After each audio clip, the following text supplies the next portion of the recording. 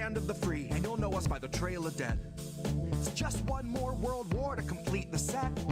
When you live by the pike, you die by the pith. You die wide-eyed, still pleading the fifth, or crying divine epithets and pathetic attempts at defense.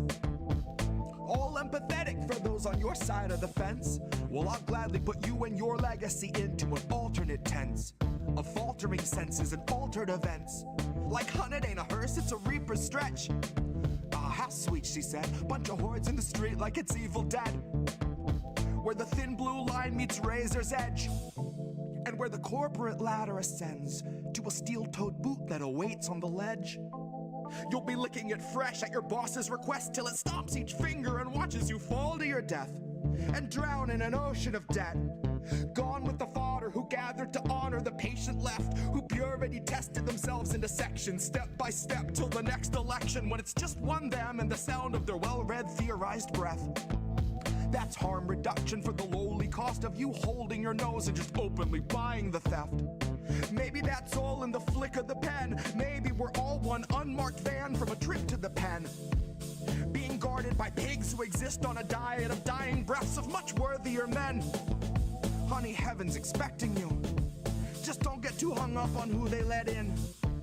Just look up at the shine of the pearly gates. You don't need to worry if there's lead in the paint. You don't need to worry if there's lead in the water, lead in the milk, lead in the honey, lead in the caustic embrace of the Heavenly Father. Lead is the flavor of passive perpetual slaughter. Lead is the taste of us led to the ledge by the lure of the legend of expert consensus, and then beckon to stretch it just one step farther.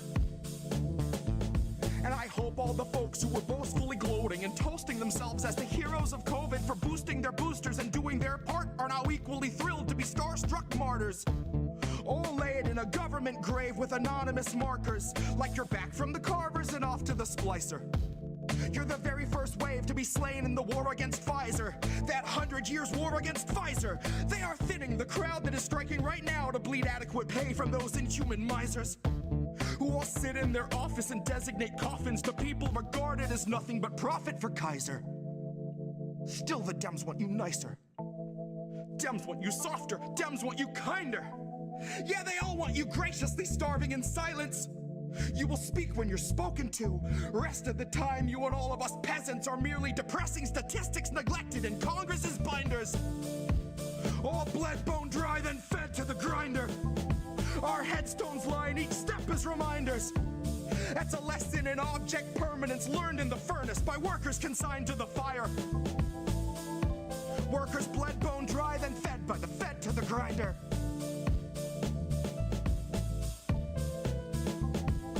Fed by the fed to the grinder.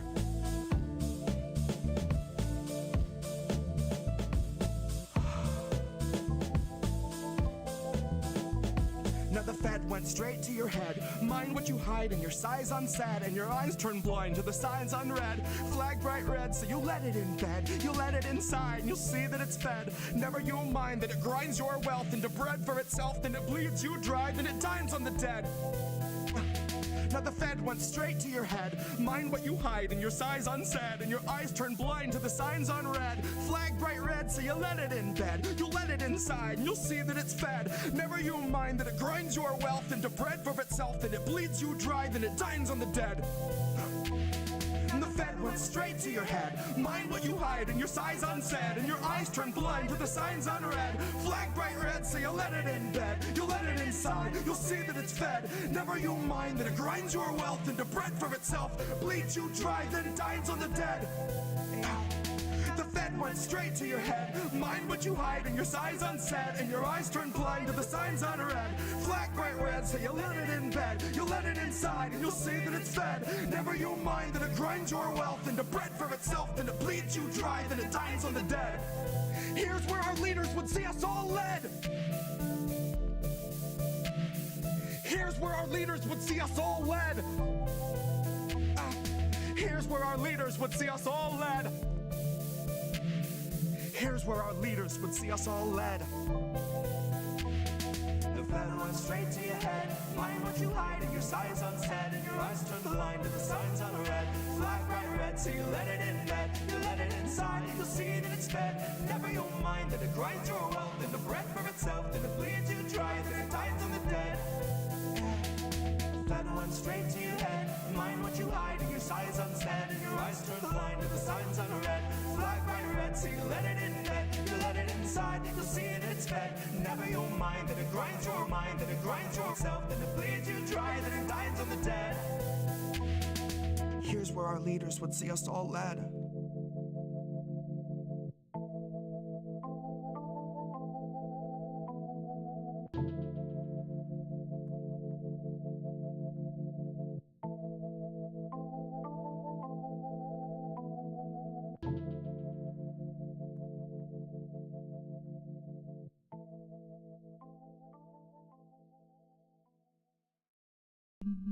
False alarm.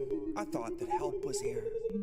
But it was my own reassurance bouncing round 100,000 times in my own ecosphere. If every time you speak you keep it off the record, consequently you can keep your record clear. And if you mute the speech that shakes your frail beliefs, you only seek to insulate your image and continue down the stream in the direction clout and credit steers.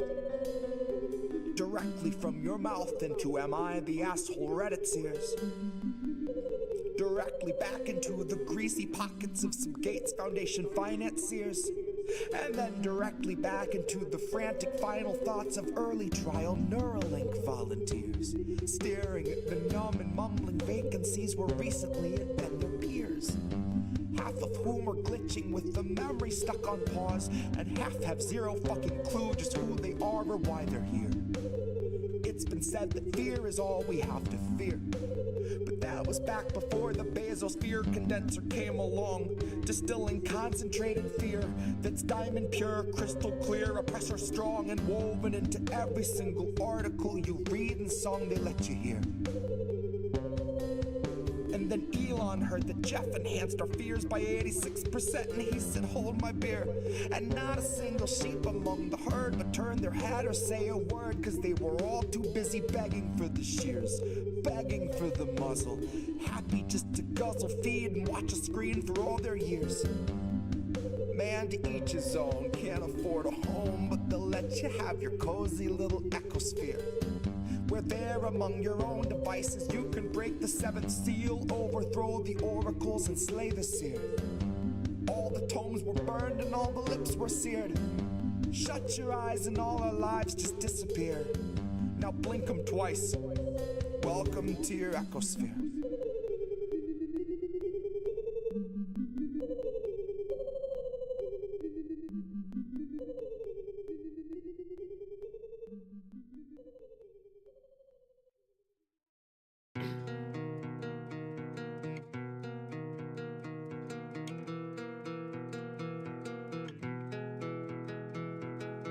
You don't think I see you crying in your cars, but I do. Sometimes I can feel it at a red light, someone at my side trying to muddle through. See them wiping their eyes in the rear view, like black hole sun in the sky, why the fuck won't you come when I need you? Well, this moment in time is as close as we'll be and as far as I'll meet you. Two windows in between us, new moon in the house of Venus. One stranger who sees you and reads your features knows that your alibi might be tight, but it's not quite leak-proof. So if you're sitting at the light and you're crying in your car, just know that I see you. And it's a 50-50 that I'm bloodshot, gun shy, once bitten, twice tried, ribs pride wide to the sky till I'm see-through. That's you, in case you don't recognize yourself.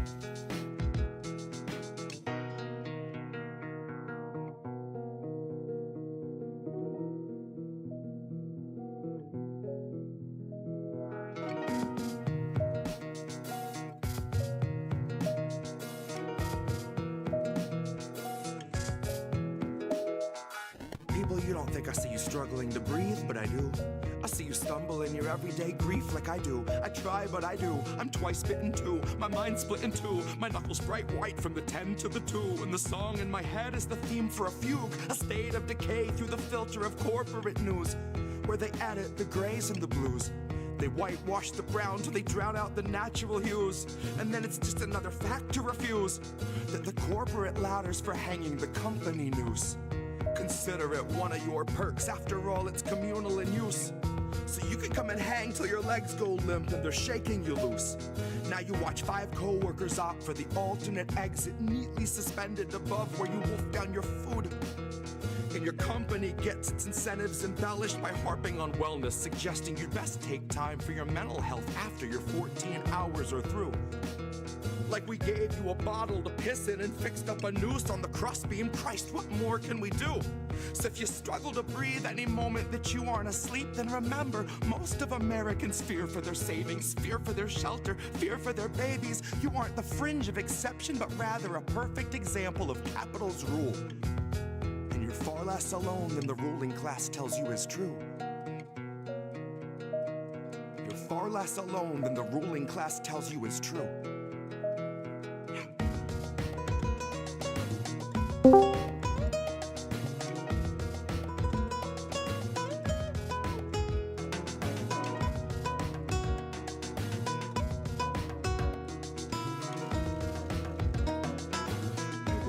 I see you crying in your cars, but I know.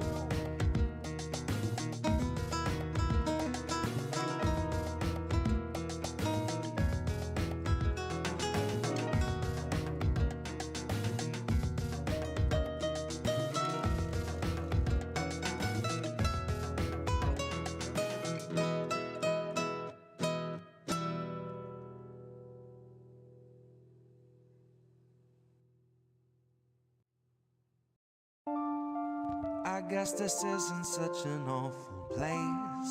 Is that what you want me to say? You prove it's possible to sleep for days and to still think you're right here awake.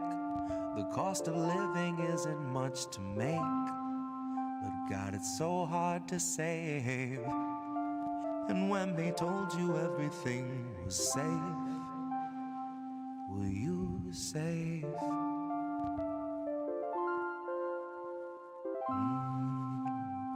Were you safe?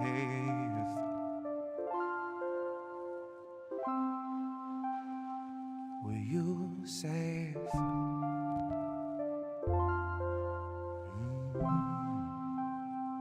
Were you safe?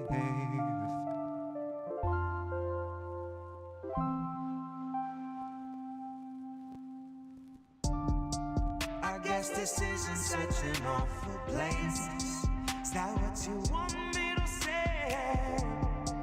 You prove it's possible to sleep for days and to still think you're right here awake. The cost of living isn't much to make, but God, it's so hard to say. And when they told you everything was safe, were you safe?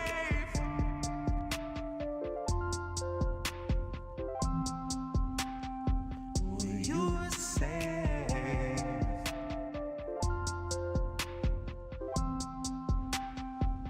Were you safe?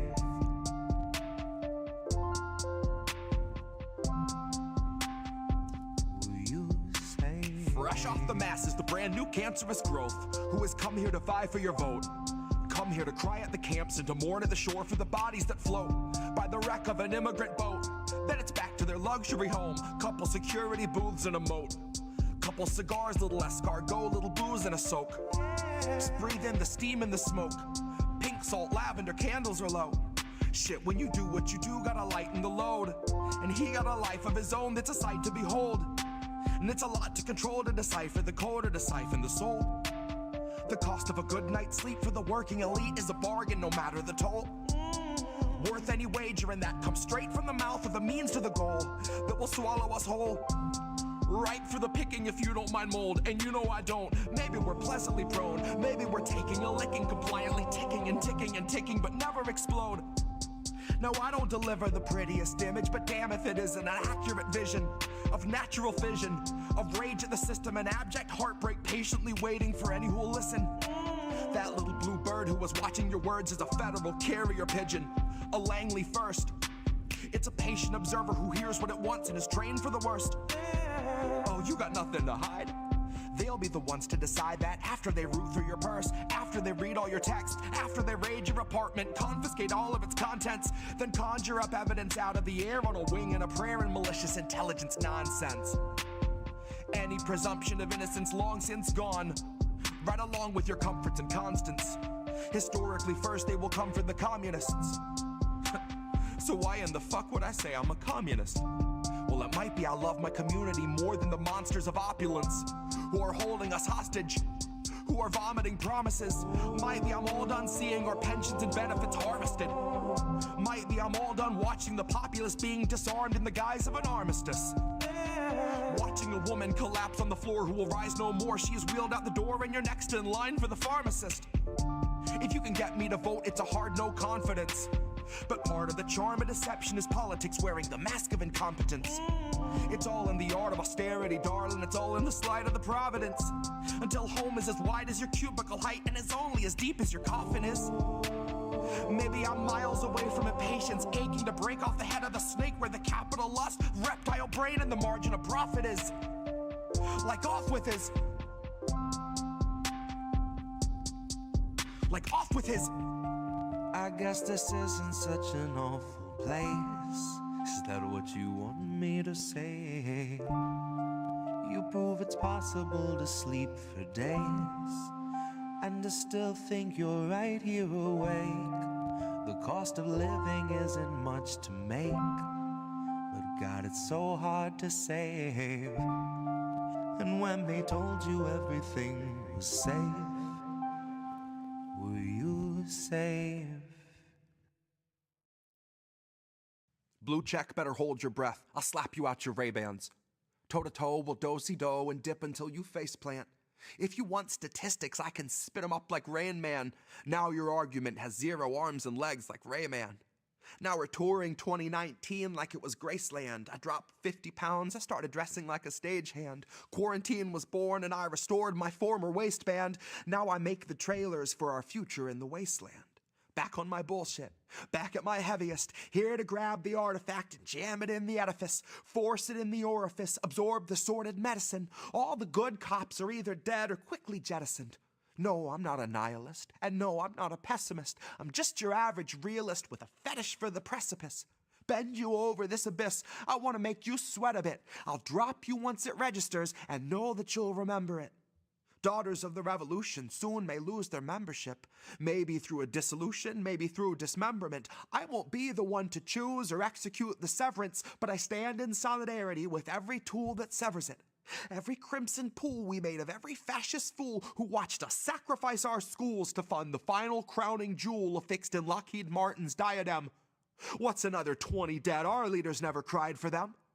They're laughing in the garden, drunk and pissing on the hyacinths. The royal jubilee to praise this fascist Biden monarchy is imminent, and it would not be possible without the constant slaughtering of innocents, overseas and here at home and anywhere we find a shred of innocence. We won't stand for peace, not in the global or the inner sense. We won't let a single nation live outside our prison fence. We'll provide the bullets that defaced an honest journalist and turn around to praise ourselves for fearlessly upholding the free press and their important service. But I'll make a bet that Anthony starts blinking awfully nervous when you ask him why Assange is being jailed without a purpose. Have just an off-the-cuff chat between you and me. Us. We want to talk right down to earth in a language that everybody here can easily understand. Who are these people? It's us. We're these people. I love that intro. I love that intro so much. I'm here with a different co-host this time, Oz LaFave. Hey guys, thanks so much for having me on. Friend of the show, DJ Joe Nice. How are you, friend? What's good? And you hear Nick say this all the time. The United States is the most propagandized country in the world. We are so fucked, you guys. Again, I'm sorry for being cynical, but seriously, we're fucked. We are fucked. We are well and truly fucking fucked. Just appreciate all the work that you do and the platforms that you all are providing. Hey, you. Doing good. How are you guys doing? And as independent media, we have a responsibility to be, we don't hide our bias, obviously, but we must stay true to the facts. What's up, Pam? Cheers and salutations. Welcome if you got them. But I am here with a man that I've been waiting to talk to for the last couple of years, Nico House. As an educator, what I would suggest is that, first of all, podcasts like these are made. So you need to be an example for the people and for the future, knowing that your words can actually change the future. What do you feel? What would Kwame Ture feel we would have to do? Well, politics is every day of every minute. You have to be aware of what's going on. Not voting on one day, so the vote has never meant anything. So I'm not a Democrat. See, I would call that guy the Black Obama. No. The issues that we talk about, listen to us. As always, kids, labels are bad. Stay independent. Good night, fam. INN News. It is Wednesday, my dudes. Do the thing. I did the thing. You just didn't hear it. I did it for everyone else, though. There's like 9 buttons to press. I'm sorry. I pressed 8 and not 9. Apparently, Twidget is waiting for a chat. We'll get that too. Anyway, it's INN News with me, Reef, and Collin. We're doing things and stuff and whatnot. Care Bear, how are you doing? You doing all right? I told you just before we went live. And sorry, guys, I'm a little late.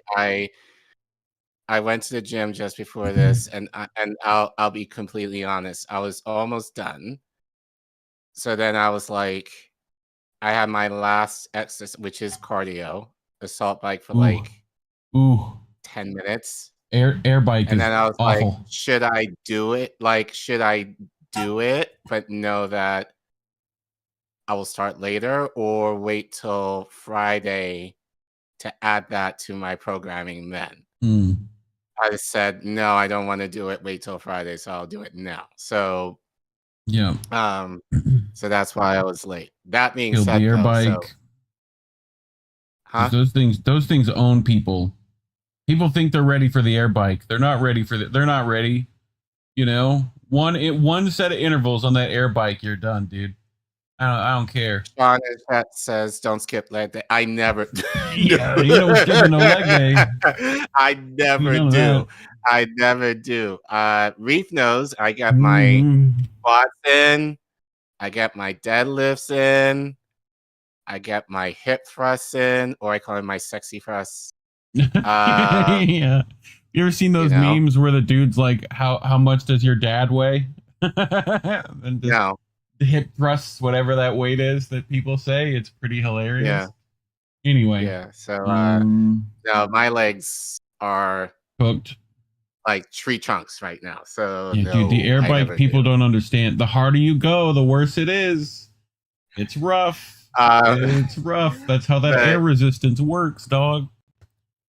That aside, as I shared with you just before we went live, I'm pissed. Yeah. I am pissed that, of course, given the recent course of events in the political sphere, of course, all these Democratic shills and loyalists and fuck ups are like, well, see, we told you so. Look what Trump is doing, and all this bullshit. You should have voted for Kamala and all this bullshit. Meanwhile, so complicit in what people were saying prior to Trump becoming president that people wanted Biden to actually stop it, because I thought the Democratic Party were the human rights party. I thought they were the justice party. I thought they were the worker party, but they didn't do shit when they had the chance to, at minimum, and I say the floor, to call for a ceasefire. They never did. And now Trump is actually following through with what he said he is going to do. People are pretending now see, we told you Trump was going to do this. You should have voted for Kamala. And I'm like, fucking bullshit. Look, the light I own of America's my vote promise in nobody will always because burn bright. Neither option to me, and I'm sure for many of you, neither option was good. What says about you that you wanted essentially, quote unquote, the lesser genocide, if that's what y'all are saying. So I am very pissed that just with like the pearl clutching that people had today.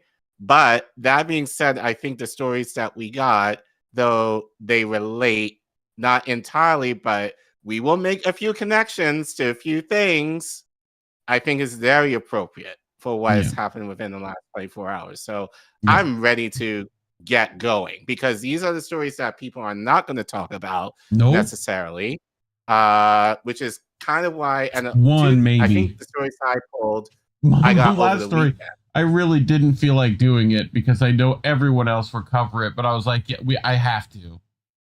There's no way around. No way around it. Have to cover this. So normally I will not cover political figureheads that say dumb shit, but it's now one of those things where Donald Trump is saying the quiet part out loud, and that's pretty much the story. So, which funny enough, go back because we interviewed Brett Wilkins about this over a year ago. Yeah, because at the time there was talk. He shout out to friend of the show, Brett Wilkins from Common Dreams. We interviewed him shortly after the assault started because there was an article that he wrote, which we called him in for to talk about, was the idea of like, he kind of described it as, it was talk, quote unquote, but not really true. Like as far as, property being built up on Gaza. And we were like, no, that's actually a thing. That's actually looking to come to pass. So if you go in our playlist, if you go in our playlist, you can find that interview that we did. But again, that was well over a year ago. Now, fast forward to 15 months later, Trump is doing the thing or has said the very thing that we reported on. And now everyone's like, oh my God, look at Trump is saying he's going to, it's ethnic cleansing. Like, yeah. And wasn't Biden doing that shit too? Hold the Collin angry for later. That'll be fun for people. So you brought Palestinian life expectancy drops, which of course it does. Which you're not going, no one's probably going to talk about this, and you're definitely not going to hear about this in mainstream media, but I think it's very pertinent.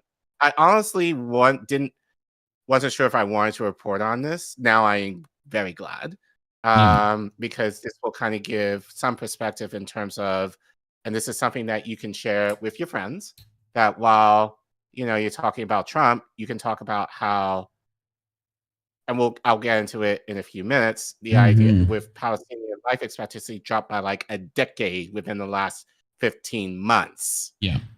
That's not Trump. That's all on Biden. So we're going to get into that shortly. And then later on tonight, we have a book review. We've done a couple of these before. I don't think, Reef, you've read the article that's based around this book. It's actually a book I'm interested possibly in getting. But that segment will be for our American Jewish audience. You may not like the article and what they say. I'm sure many of our audience who are Jewish would agree with what the author of this book is going to say about you all. But so spoilers, it's not great. Well, not great in the sense of this is stuff that I've kind of talked about. This is stuff that I've also talked with Indy about on this show as well. So it's kind of, we did a segment together where we talked about like the issues around Jewish and Black solidarity in terms of activism in the past and how that's affecting both communities now. This kind of, not really, but this kind of leads into that a little bit more in talking about like how the American Jewish lifestyle, especially how it's been kind of infiltrated by Zionism, has led to,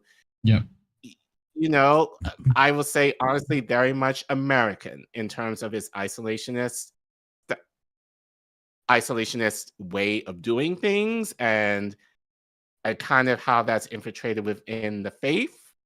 So which is stuff that I have said, but not as eloquently as the riot has. So we're going to get into that later. So that'll be a treat for you, or for me, but a treat for the rest of y'all. And then what did you bring? Well, I saw this when listening to a podcast with Vanessa Beeley and Fiorella Isabel, two friends of the show. And my ears went, wait, what? And I immediately made a tweet about it. Fee was like, oh yeah, I made an article about this. And I'm like, great, I needed something for this week, so I'll take it. But reparations, Collin, I know you speak about this often. We're going to talk about some Syrian reparations and the fuck shit involved there. Right. As frequently involved in these talks. So that's Jelani, there with a Russian minister on the left. And we're going to talk about some of that. So strap in. And then I kind of have to cover it.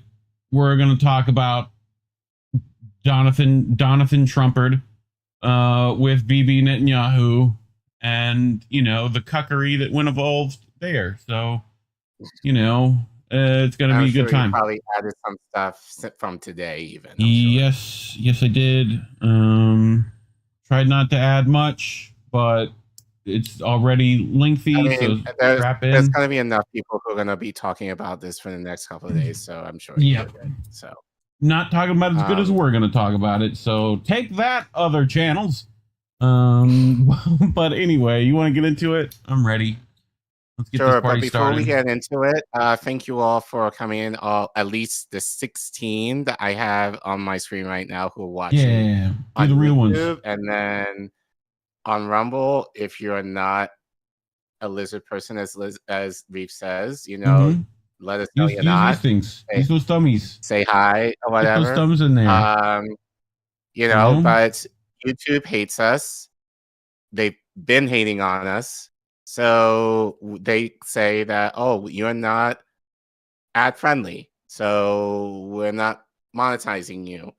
So, which is okay because YouTube takes a ton of money, from your super chats or whatever. So, so this is our alternate way of you supporting us if you want to financially. So if you're interested in doing that, if you have a smartphone, you can scan the QR code that you see on your screen. Or you can go to the link that you see at the bottom of that screen there, that Ko-fi link. Or if you're that lazy, or if you just forget, if you're on YouTube, you can type in !donate, all one word, and the link will pop up for you in the chat. You can just click on the link. You'll go to our Ko-fi page, and you can donate as little as $1. Any little bit helps towards helping us grow and to help us produce content that some of which you may not hear anywhere else. But obviously, we want to continue doing this. So if you're able to help us out financially, we really appreciate it. But as we keep saying every week, we know that times are hard. Right now, it's tax season. Some of you might be getting a little extra from Uncle Sam maybe this year. Some people are excited that actually Trump is president. That way you might be paying less taxes this year, as I'm hearing from a couple of people. But I don't want to assume that. Reef doesn't want to assume that because times are still hard out in these streets for everybody. We still cannot get eggs for under like $10 a pack right now. So big thank you to all the people who already give. We appreciate you. If you can't give monetarily, you know the drill by now. Share the stream, like the videos, do all the engagement stuff. You already know every other YouTuber asks you for the same thing. So, do the things. Help us get to new eyeballs. We appreciate it. Anyway. And putting on my teacher hat for a second, we love engagement. This is why we're doing this. So I know a lot of you come in to check in on your show. Wonderful. We love it.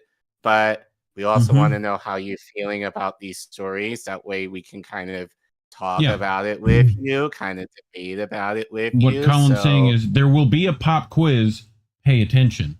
That's what Collin is saying. No, not even. Oh, no, I am. I'll say it. I'm gonna pop quiz these motherfuckers. Y'all are gonna get some grades. I'm gonna hand out some grades. Y'all be getting red all ink. I'm saying is we would love to feature your murmurings in the show.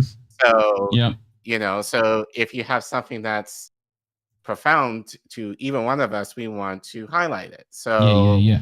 You know, see, normally you have to do that via super chat. We do it for free. So, but anyway, so should we get started? Yes, sir. All right. So, first story tonight. So, as you can see from the graph and the title, and probably if you're here, you know what we're going to cover tonight, but I'm sure you're not going to hear this on mainstream media or frankly, probably anywhere else in independent media, is the Palestinian life expectancy dropped precipitously, as you can see. Precipitously. What a lovely word to describe something so horrible. Yes. But I think it's appropriate given this massive drop. And actually, Reef, I might have you I might give you a link to read just for context later. So I'll send that to you in Discord if I feel like it or if it as the spirit leads. But I do think it's important to kind of talk about you. I do think it is important to talk about this story, especially in light of the last 24 hours where people are up in arms about Trump doing this. Trump is ethnic cleansing. Trump is doing this. Well, this life expectancy drop didn't happen under Trump. So if you really want to kind of, so if you really want to go in, you should really go in on the former president and vice president for being in their complicity in said genocide that allowed this drop to happen. What do we mean by that? So this article is from Consortium News by Vijay Prashad, who writes, Palestinians who have lost at least 11 and a half years of their lives as a result of this horror deserve much more than this threadbare ceasefire. They will continue their struggle to get it. So he continues. The idea of a ceasefire is as old as the idea of war. In old records, one reads of halts in firing for humans to eat or sleep.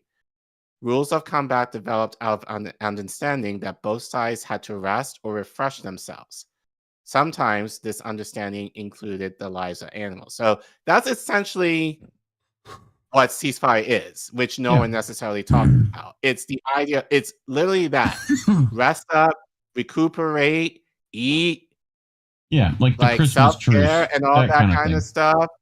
Yeah. But the idea is that it was going to start up again at some point. See, and this is kind of that's the whole idea of a ceasefire. So the idea that people are calling for a ceasefire as like the all end all, I think, was ridiculous, even among like pro-Palestinian circle. Like it just became like a talking point that once again Democrats kind of co-opted. Well, I don't think they needed to co-opt that in this case. They just took it and to me, I was that as I was never okay with it because it requires Palestinian resistance to put down the only things that are like stopping them from from defending themselves. You know, right? But then, more importantly, and I said this before, the idea of a ceasefire is that there are two somewhat equal forces going at it. Yeah. This is not equal by any means. No, that's so asking you have a fish in the barrel to stand down. You know? You have an occupying force, Israel, targeting an occupied territories, which is Gaza and the West Bank. So it's not. This is not like as if this is like the U.S. versus Russia, for example. So even with that, it doesn't necessarily fit given war standards, which So, so sharing that with you all just to give you guys an understanding. But anyway, during the Easter Rising in 1916, for instance, the Irish rebels and the British troops stopped their shooting around St. Stephen's Green in Dublin so that James Carney, the park keeper, could enter and feed the ducks. it was this cessure, I guess that's how you say it, or Close pause enough. of gunfire that popularized the term ceasefire. For Palestinians in Gaza, any ceasefire that promises to stop the bombardment and allow for the arrival of humanitarian aid, particularly food, water, medicine, and blankets, is relief, which, again, they have not been getting. Yeah. And again, it did not start with Biden. I mean, it did start with, well, not to say it started with him, but like he prolonged it. So it meant didn't start with Trump. Mm-hmm. In the days since January 19th, when a temporary ceasefire went into effect, aid at scale has been able to reach Gazians, United Nations Office for the Coordination of Humanitarian Affairs spokesperson Jens Larkey confirmed. On the first day of the ceasefire, 630 trucks entering Gaza, many more than the 50 to 100 trucks per day that struggled to get in during this Israeli bombing. These trucks are getting food in, opening bakeries, getting healthcare, restocking hospitals, whatever left of them, repairing water networks, repairing shelter, family reunifications, and carrying out other essential work, Larkey said. Almost after 500 days of genocidal violence, this aid is more than a relief. It is a lifeline. But the ceasefire agreement has been labeled in May 2024, when it was approved by the Israeli government and later agreed to by Hamas, until ultimately being rejected by Israeli Prime Minister Benjamin Netanyahu. The guns could have been silenced then. Again, under Trump. Sorry, no, under Biden. You'll get it. I mean, same difference. I mean, it's this extension without a difference. So here's this chart again, so you can see if you zoom in, Reef, a little bit. Yes, sir. You can see, if you go up, 2005, it was going up until I'll say probably just around 2013, 2014. There was a drop. Then there was the increase again. Yeah. Up until just before 2020. Then there was a dip. Then it went up again. And then, up until last year. And then, you see that deep drop there. Yeah. So, using estimates from the United Nations World Population Prospects 2024, can you zoom in, please, a little bit? Yes, sir. Tricontinental Institute for Social Research and Global South Insights analyzed the decline in Palestinian life expectancy caused by the Israeli bombardment in Gaza and found that Palestinian life expectancy at birth fell by 11.5 years between 2022 and 2023, from a respectable 76.7 years in 2022 to just 65.2 years in 2023. It was the first 3 months of the US-backed Israeli bombing from October to December 2023, again, who was president then, that brought this terrible decline in total life expectancy. We are not aware of such a rapid decline in life expectancy at any other point of modern human history. A Palestinian life is now more than 17 years shorter than an Israeli one. This gap is greater than which existed between blacks and whites in apartheid South Africa, which was 15 years in 1980. So just to give you some perspective, during apartheid, had a similar drop, but this drop, I think, especially given within a year and change, within the time frame, larger, right, and a lot faster than the apartheid in South Africa. 11.5 years lost per Palestinian. That is almost 60 million years lost for the remaining 5.2 million Palestinians who have remained in Palestine and survived the genocide. This loss cannot easily be recovered. It will take years of immense work to rebuild Palestinian society and reach anything near the pre-genocidal life expectancy. Health systems will need to be rebuilt, not only hospitals and clinics, which were almost all destroyed in Gaza, but new doctors and nurses will have to be trained to replace those who were killed. Food systems will need to be recovered, not only bakeries, but fields will need to be detoxified and fishing boats repaired. Housing will need to be rebuilt to replace the 92% of homes in Gaza that were destroyed or damaged, what the UN has called a domicide. Schools will need to be rebuilt. The mental trauma that afflicts children will need to be healed so that they can feel these structures are not graves, but places of safety and learning. The data is messy. Tens of thousands of Palestinians have been killed in the carnage, including at least 14,500 children.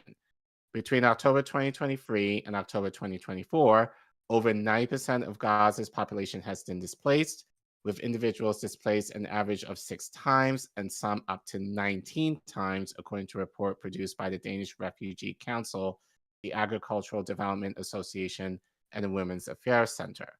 Furthermore, the report states Palestinians have faced forced displacement orders with inadequate warning and have struggled to survive as the designated safe zones have been subjected to bombardment and lack basic resources. The neurological problems faced by survivors are extreme. There's ongoing concern for the mental health of everyone in Gaza, particularly for children who are so deeply traumatized. Nabal Farash of the Palestine Red Crescent Society said, pointing out that there are at least 17,000 children unaccompanied or separated from their parents.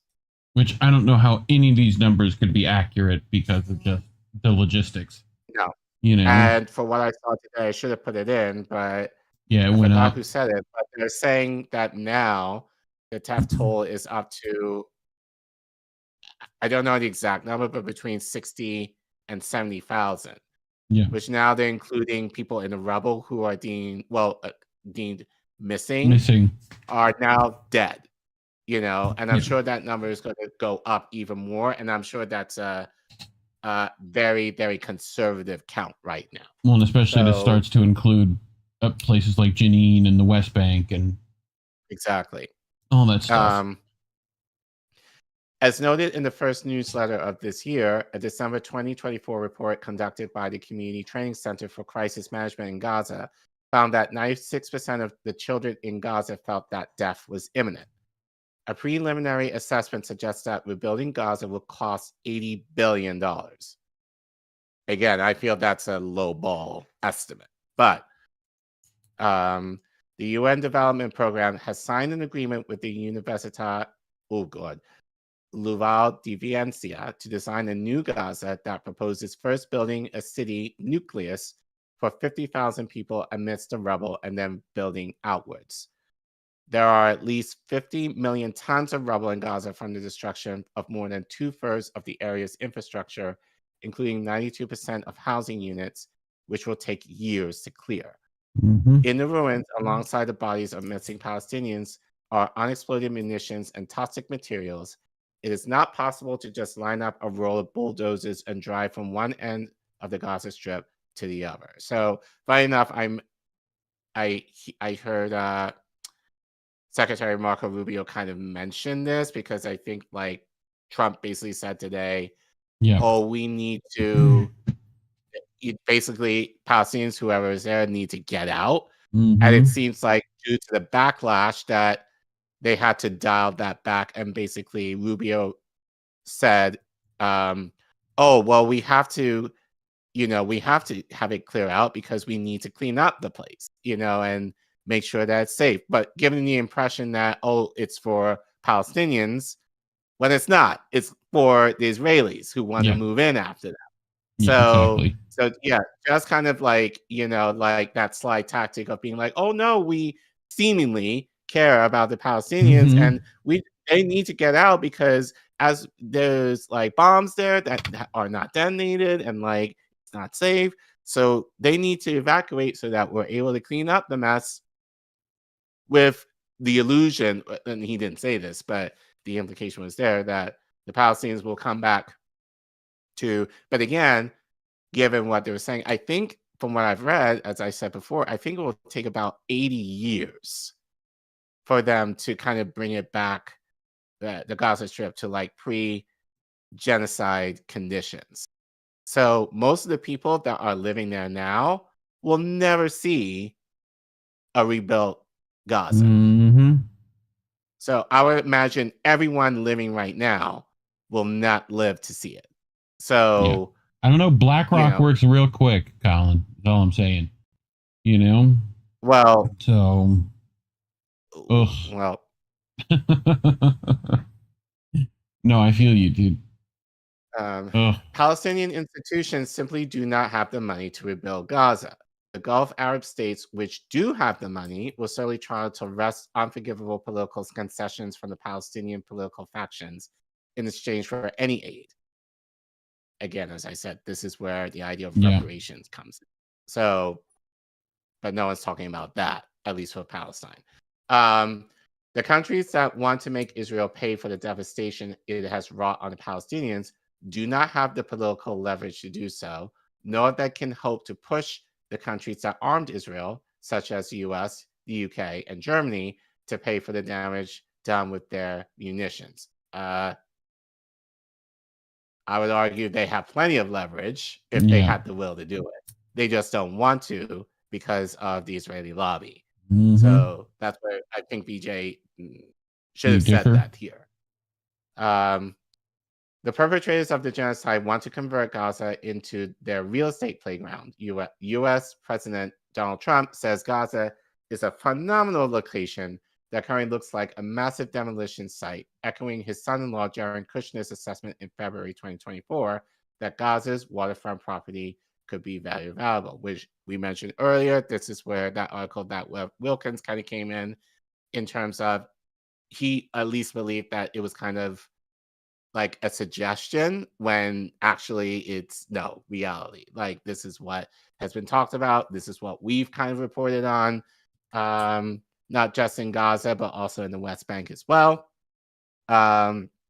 So, you know, and again, I think Trump kind of reiterated this today, or at least yesterday, that, you know, like thinking like the real estate mogul that he is, you know, it's a gold mine for real estate. Yeah. Gaza Strip.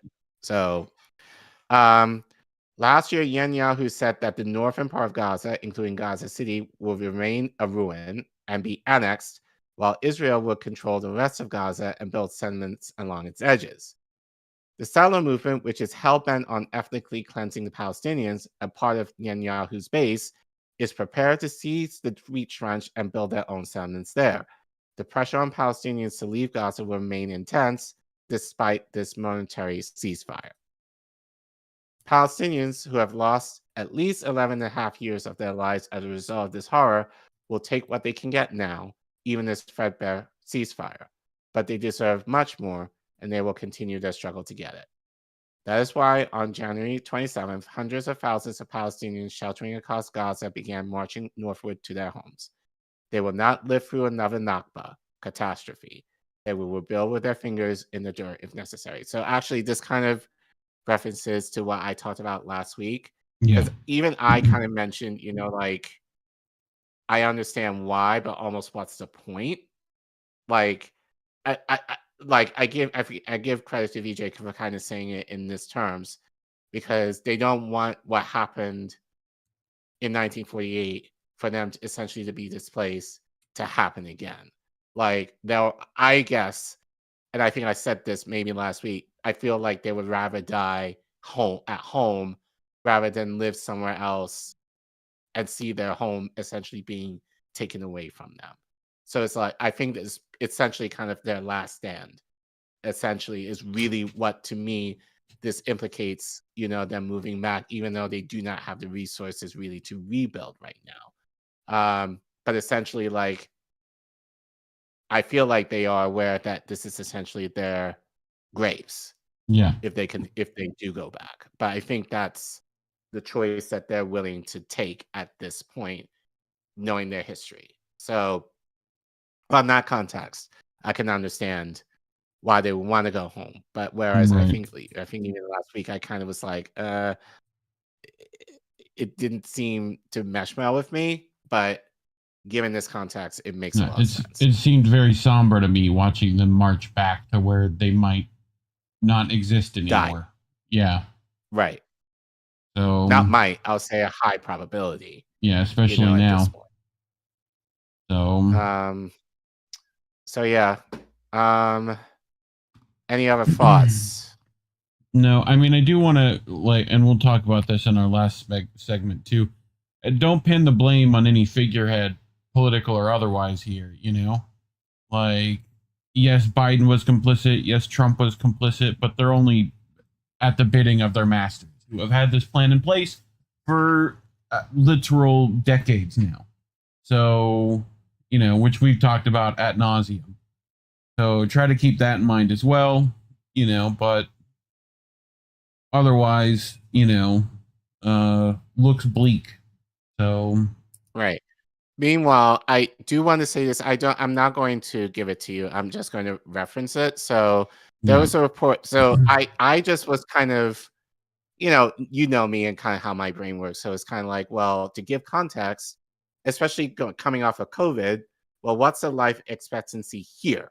In the US. So I'm just going to read it off. I'm not going to post it. I might post it in the description maybe later for guys if they want to read it.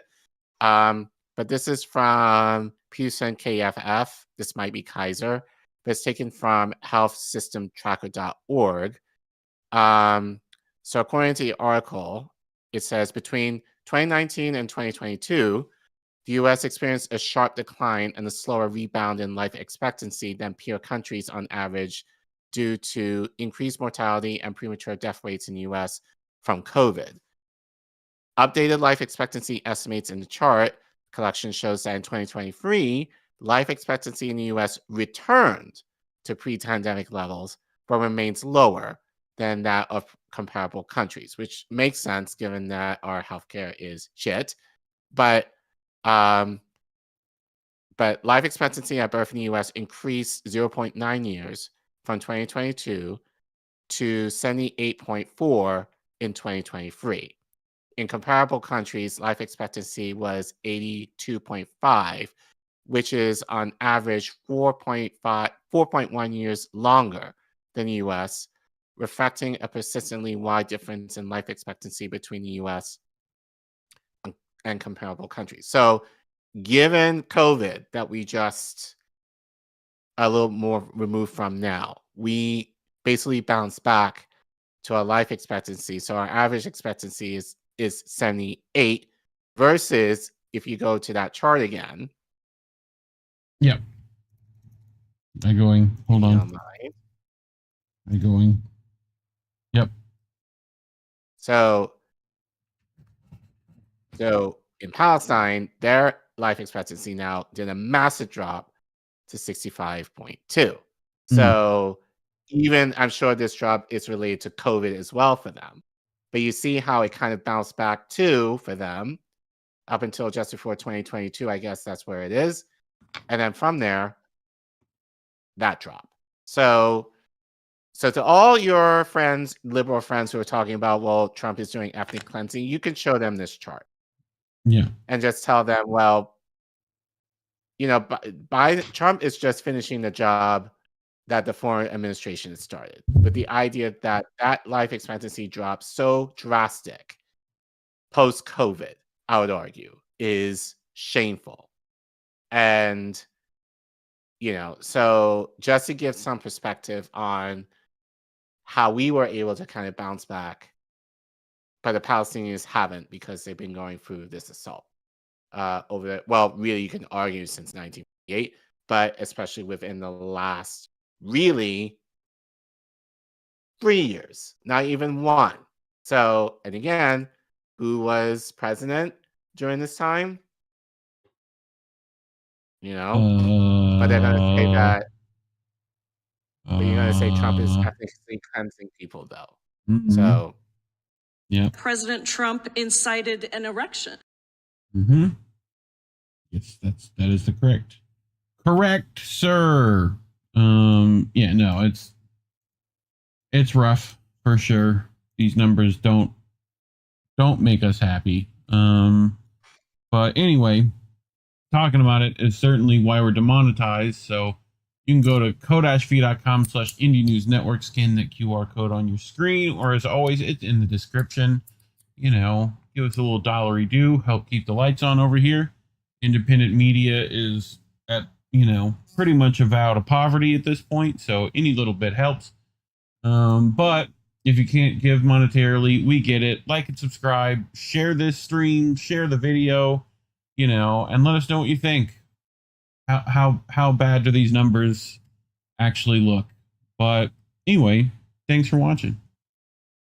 All right. Before we get to that one, you want to go to chats? Yeah. Cool. Dope stuff. Straight dope. I saw one very early. Where's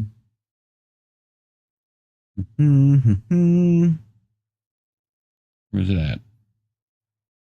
Now, all of a sudden, liberals care about Palestinians. Where were those fuckers these past 4 years? Yep.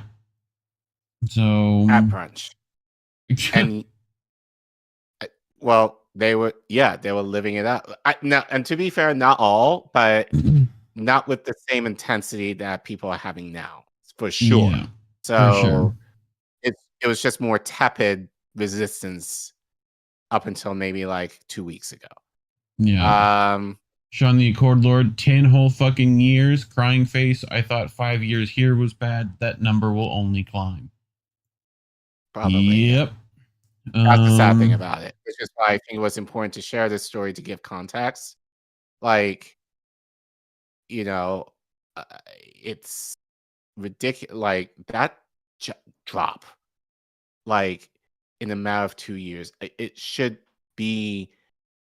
People should be locked up for this. Like, wasn't there like a congressman who is demanding Trump to be impeached? Probably. Because of all of this? They always do that. I'm like, but you're like 3 years too late. Like, you should have done that, granted, with Democrat, but also Democrat, and I forgot who you are. You should have done that for your boss, man. Your former boss, man, too. Kitty in the chat, Trump admitted the real dead count, wants to remove 1.7 to 1.8 million. There was 2.3 million when it began. So people can do the math at home for that. Sean said, Collin, so with this, they basically wiped out. Yes. Yeah. Yes. Which they've done multiple times now. Right. And we played, it was a TikTok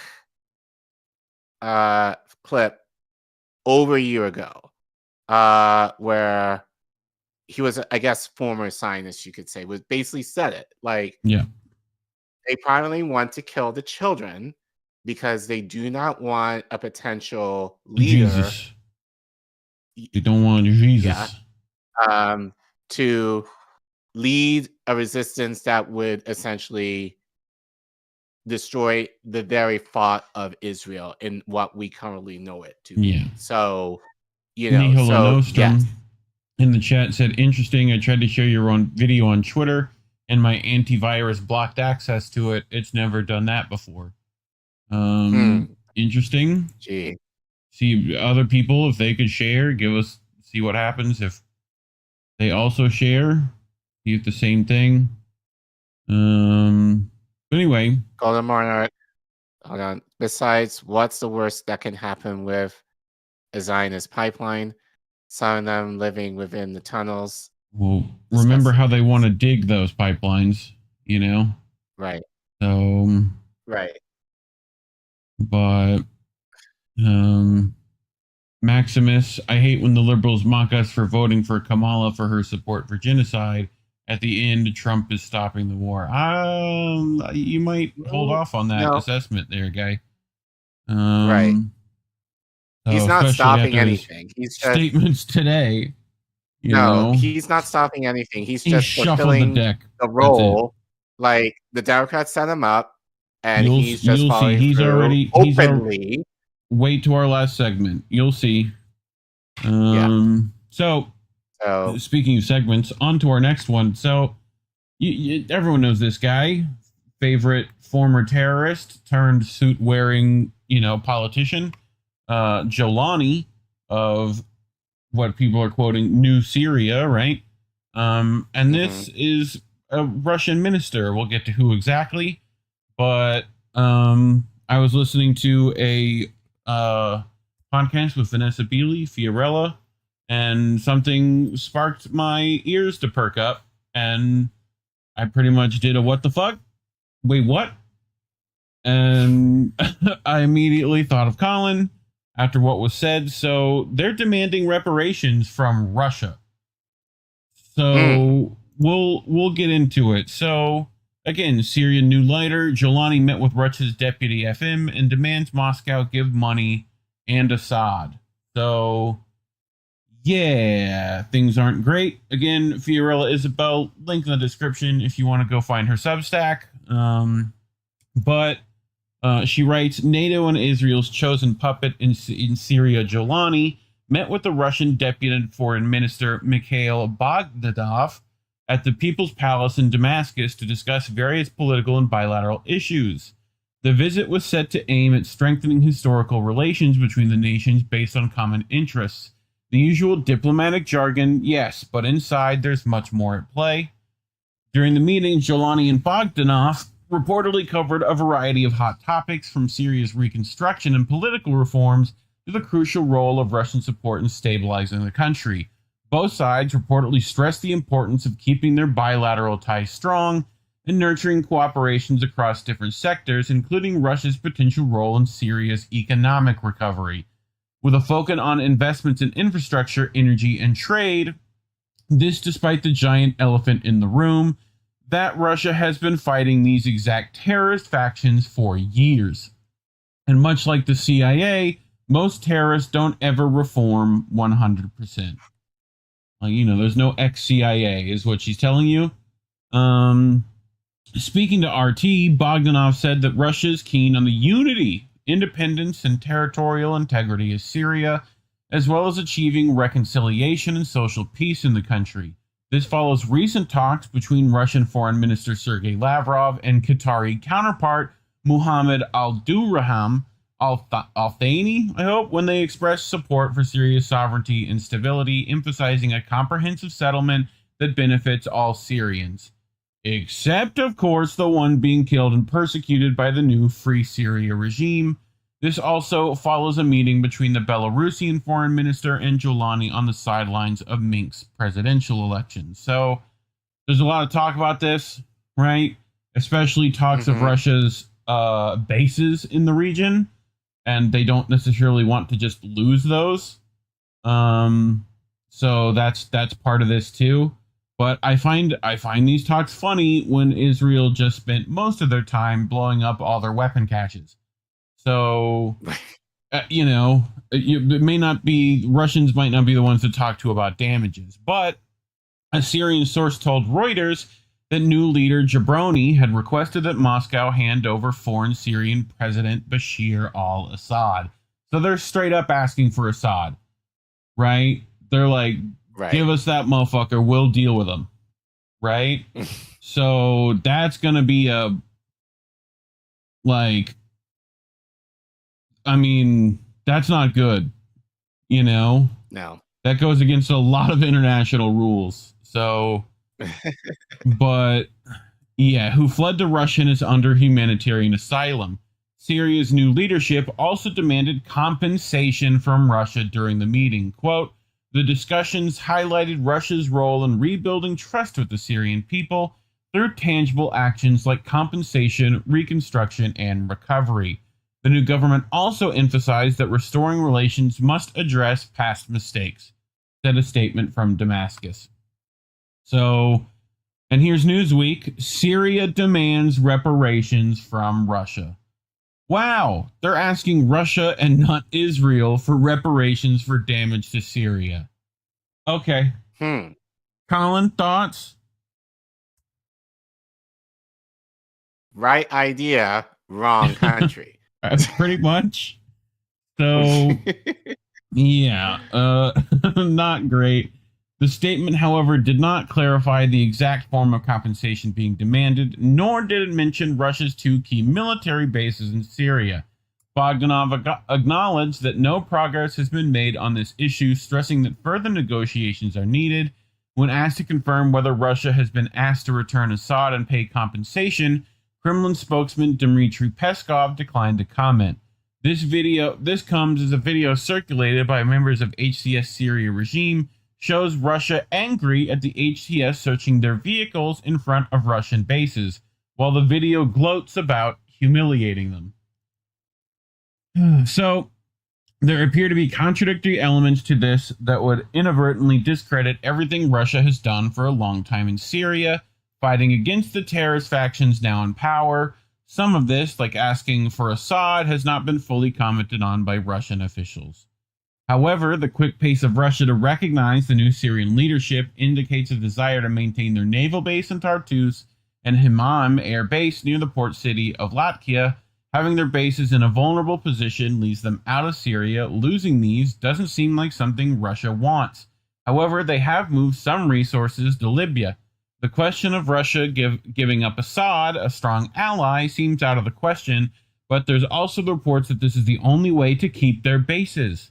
While unlikely, such an action would be seen as entirely negative by the global south, and just Assad's former allies, but other countries watching closely and betting that their alliances will matter or receive protection if such events like ever-present U.S.-backed coups were to occur with them. So that's the problem, right? The precedent that this sets for other countries might not be great.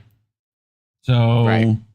But not only would working in line with its former enemies seem a blow to Russia, but it would put them once again even more reliant on Turkey and NATO. Russia truly doesn't need Syria as before, but what this does point out is how far Turkey, Erdogan, and an extent NATO have gone to manipulate Russia via the Black Sea Gray Corridor. Russia is still fighting a war with Ukraine and the collective West that backs and directs it, so cannot lose sight of this very thing. Now, these events bring back the conversation as to what was achieved during the infamous Doha meeting before the fall of Damascus. Turkish and Gulf media, for their part, have brazenly alluded to something happening between Russia, Turkey, and Israel. In one recent interview with an Arabic channel, Turkish Foreign Minister Hakan Fidan referred to the specific relationship between Turkey and Russia, saying Ankara was essential for Moscow, and this would further polarize Iran, which would also prevent Turkey as a NATO member. He went as far to say Russia no longer needed Syria and made the pragmatic revision to abandon the relations with the former government. So, with all the developments, and there's much to wait and see, it is once again pointing to the fact that the non-aligned axis remains very behind the actions of the NATO bloc and collective West. While yes, the latter are sinking, Europe is a mess, and the US is no longer the unilateral dominating power, with China's undeniable rise technologically and economically. Beijing, Russia, and Iran, while powerful, are being hugely pressured in various ways. The action decisions they make will and have affected the relations with the rest of the non-aligned axis in the global south, who are not a powerful or poised to take on these pressures without a former alliance. So, once again, Fee reiterates the non-aligned axis is fighting an uphill battle when they're not in cohesion like their counterparts in the NATO collective West, leaving them one step behind. The phrase "you don't negotiate with terrorists" exists for a reason. I truly hope the red flags are as visible to others in leadership positions as they are to those of us closely watching. So, any thoughts before I add some secondary information? Not at the moment. Cool. So, this is by the Cradle, right? They say Syria's de facto authorities execute sweeping neoliberal reforms, and I want people to look at exactly what reforms they're making. So, the self-appointed transitional government of Syria is undertaking sweeping reforms, including privatizing state-run enterprises. What does that sound like? Sounds very familiar to what's happening here recently, right? Yeah, well, So, it's happening, but yes, accelerating now. Laying off a third of the public sector, as authorities say they are shifting to a, quote, competitive free market economy. What's that sound like, Care Bear? Capitalism. Yep. Yeah. So, in an interview with Reuters, ex-official of Harat Tehran al-Sham, who are serving as cabinet ministers for transitional President Ahmad al-Shara, former ISIS and al-Qaeda commander Abu Muhammad al-Julani, say they have a wide scope of plans to, quote, shrink the state, including removing thousands of ghost employees. Sounds very familiar right now. The goal is to balance private sector growth with support for the most vulnerable, Interim Minister of Finance Basil Abdul Hanan told the British outlet. Hanan previously served as economic minister in Idlib's administration. During the time, the group financed an operations by imposing high taxes on citizens, including taxes on humanitarian aid delivered by the UN. Reports from Arabic media in 2022 disclosed that HTS authorities funneled hundreds of millions of dollars into Turkey by confiscating humanitarian aid shipments and subsequently selling them on the black market. The Syrian officials also told Reuters that they want Syrian factories to serve as a launchpad for global exports. Again, more capitalism, especially towards the West. So, nonetheless, discontent is growing through Syria due to the layoffs, despite the assurances from Western-backed officials. My salary helps me manage basic needs like bread and yogurt to sustain the household. If this decision goes through, it will increase unemployment across society, stated Adham Al-Abu Al-Alaya, one of the many public sector workers currently on a 3-month paid leave while their job status is evaluated. The reforms also come as the country is gripped by a wave of sectarian killings and executions carried out by armed groups under the command of the Transitional Government Military Operations Department. On Wednesday, the Military Operations Department dissolved Syria's constitution, the People's Assembly, the National Army, security services, and all armed factions, including HTS, and named Shara president during a, quote, transitional phase. Shara and his acolytes are expected to hand over power to a new government in March, but it is unclear how the transition will happen. Moreover, in an interview with Al Arabia last month, Shara said that holding elections could take up to 4 years. Sounds very similar to Zelensky's excuses. Rewriting the country's constitution could take 3. So they're saying, oh yeah, we'll have elections, but, that might take a minute. So, in the meantime, I'm sure they'll lay waste to the country. So, but right. Despite that uncertainty, Western nations are moving full steam ahead to lift economic sanctions that have devastated Syria's economy for over a decade. We are closely monitoring the situation, and we stand ready to support the international community's efforts to assist Syria's reconstruction as needed and when conditions allow, the International Monetary Fund said last month, just days after the Turkish-backed coup ousted President Bashar al-Assad. So that also sounds familiar coming up to our last segment. So, tale as old as time, pretty much, as they say. Overtake. Yes. Overtake the old regime, replace it with a puppet for the, for the occupying regime to basically do the work, eat up all the resources. Resources. Right. So and kind of filtering a lot of Western bullshit. Oh, for sure. To destabilize their economy in our favor. And Iraq too, Iran too, pretty much same shit, different area. So yeah. I mean, and this is partially why I think that there's resistance will be very difficult without Syria. So, and the fact that, Russians essentially, I think, cut their losses here, to deal with one problem, so I've not heard anything as far as retakes of the country. I still think that might be a possibility, especially when Assad is still around, which is, I think, why Syria wants them, Right. So, because he can still gather a ton of support. And maybe they're waiting to deal with Ukraine and then, objection, speculation, So I don't want to get too speculative, but yeah. So stay tuned. Go follow Fee.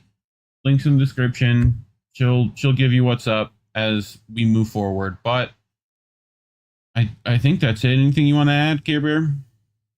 I think I'm good. As you said, you might as well tell us all this time. Yep. Just in another area of the world. people? And hey, look at that. Sean. For the boys, great coverage. Appreciate you, Sean. If you're like Sean. Oh, by the way, Sean, yeah, Sean is like, we have to give a shout out to him because Sean, like, the last few weeks is money bags. Very generous. Like, you Appreciate know, you, just fam. giving, you know, every week, at least for the last few weeks, just bringing us $20. So we really appreciate it. And thank you. You're definitely one of our MVPs as far as your monetary assistance to us and the network. So thank you. I said thank you very much. Cool. And if you're like Sean and you want to support stories like these that get us demonetized, you can go to co-fi.com/indienewsnetwork, scan that QR code on your screen, or as always, it's in the description below. And if you can't do that, very easy. There's little buttons down there right under the video that there's a little thumbs up. Hit that. Go to the share button. Go click that. Right? Share it with your friends. Subscribe. Big red subscribe button. You should be able to see it if you've not done it already. Leave a comment. Let us know what you think. You know, we don't know. We rely on you to know things. But otherwise, thanks for watching. Cool. So let's head to the chats. So what's up, fam?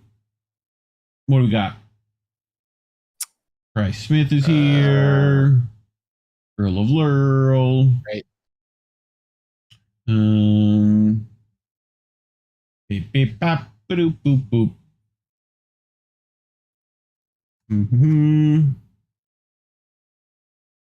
Well, people are shuffling in.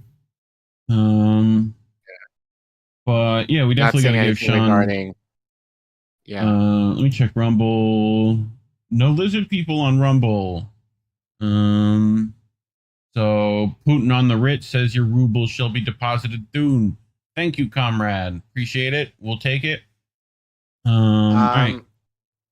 What? So while you're looking, just to take a little bit of a break, since Sean was very generous, I do want to share with you guys. So one thing that we're trying, well, the biggest thing that we're doing for the network this year is we're trying to raise money for, you know, so like our other colleagues in the network, so we can help them get some new equipment in order to get, you know, some of their equipment is old or failing or not conducive to great content. So we want to help them out in providing them with the means to be able to produce better content with better equipment. So, so that's part of it. And to be completely transparent, Reef and I are looking to, you know, do a rebrand of sorts for our show. Nothing major, but just give it a fresh new look, kind of.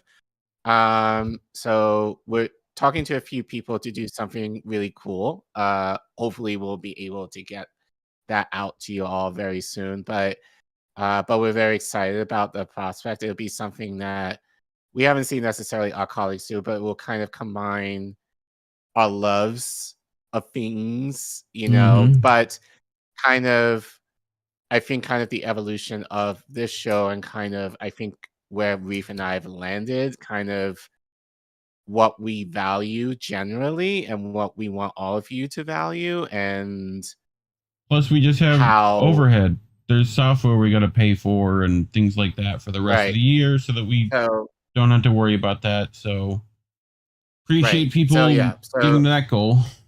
Right. So yeah, obviously, like, so just again, being completely transparent in terms of the money that we're using for right now is to help, you know, our other colleagues, you know, obviously to help kind of rebrand ourselves here, but then like, you know, obviously paying for the stuff that we have to use every day, like Canva we have to pay for, Restream, Restream, that all the programming that we use in order to get these shows up on the ground. We pay shout out to Indy because usually it's coming out of his pocket. But so a way to kind of recoup some of that in order to continue to produce content. So yeah, just want to be very transparent as to your money is not going in the abyss. It is going to actual things that help us and wanting to help others in our space. So that's what you're supporting when you give. So hopefully we can be. I mean, ideally, I love if we get more of a more consistent stream to be able to support mutual aid causes and stuff like that down the road. But we're not at that level yet where we're able to do that. Hopefully one day.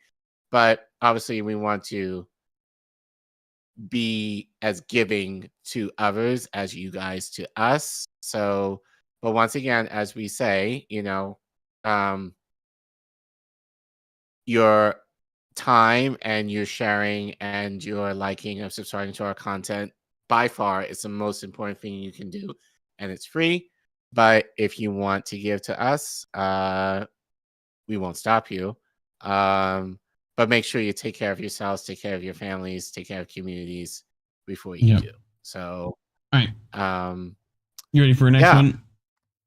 Let's so I think I might, just this segment actually is kind of inspiring me a little bit. Maybe we should do like a book report series or something, like a books of of independent writers, not necessarily independent, but books that for our audience you might be interested in reading.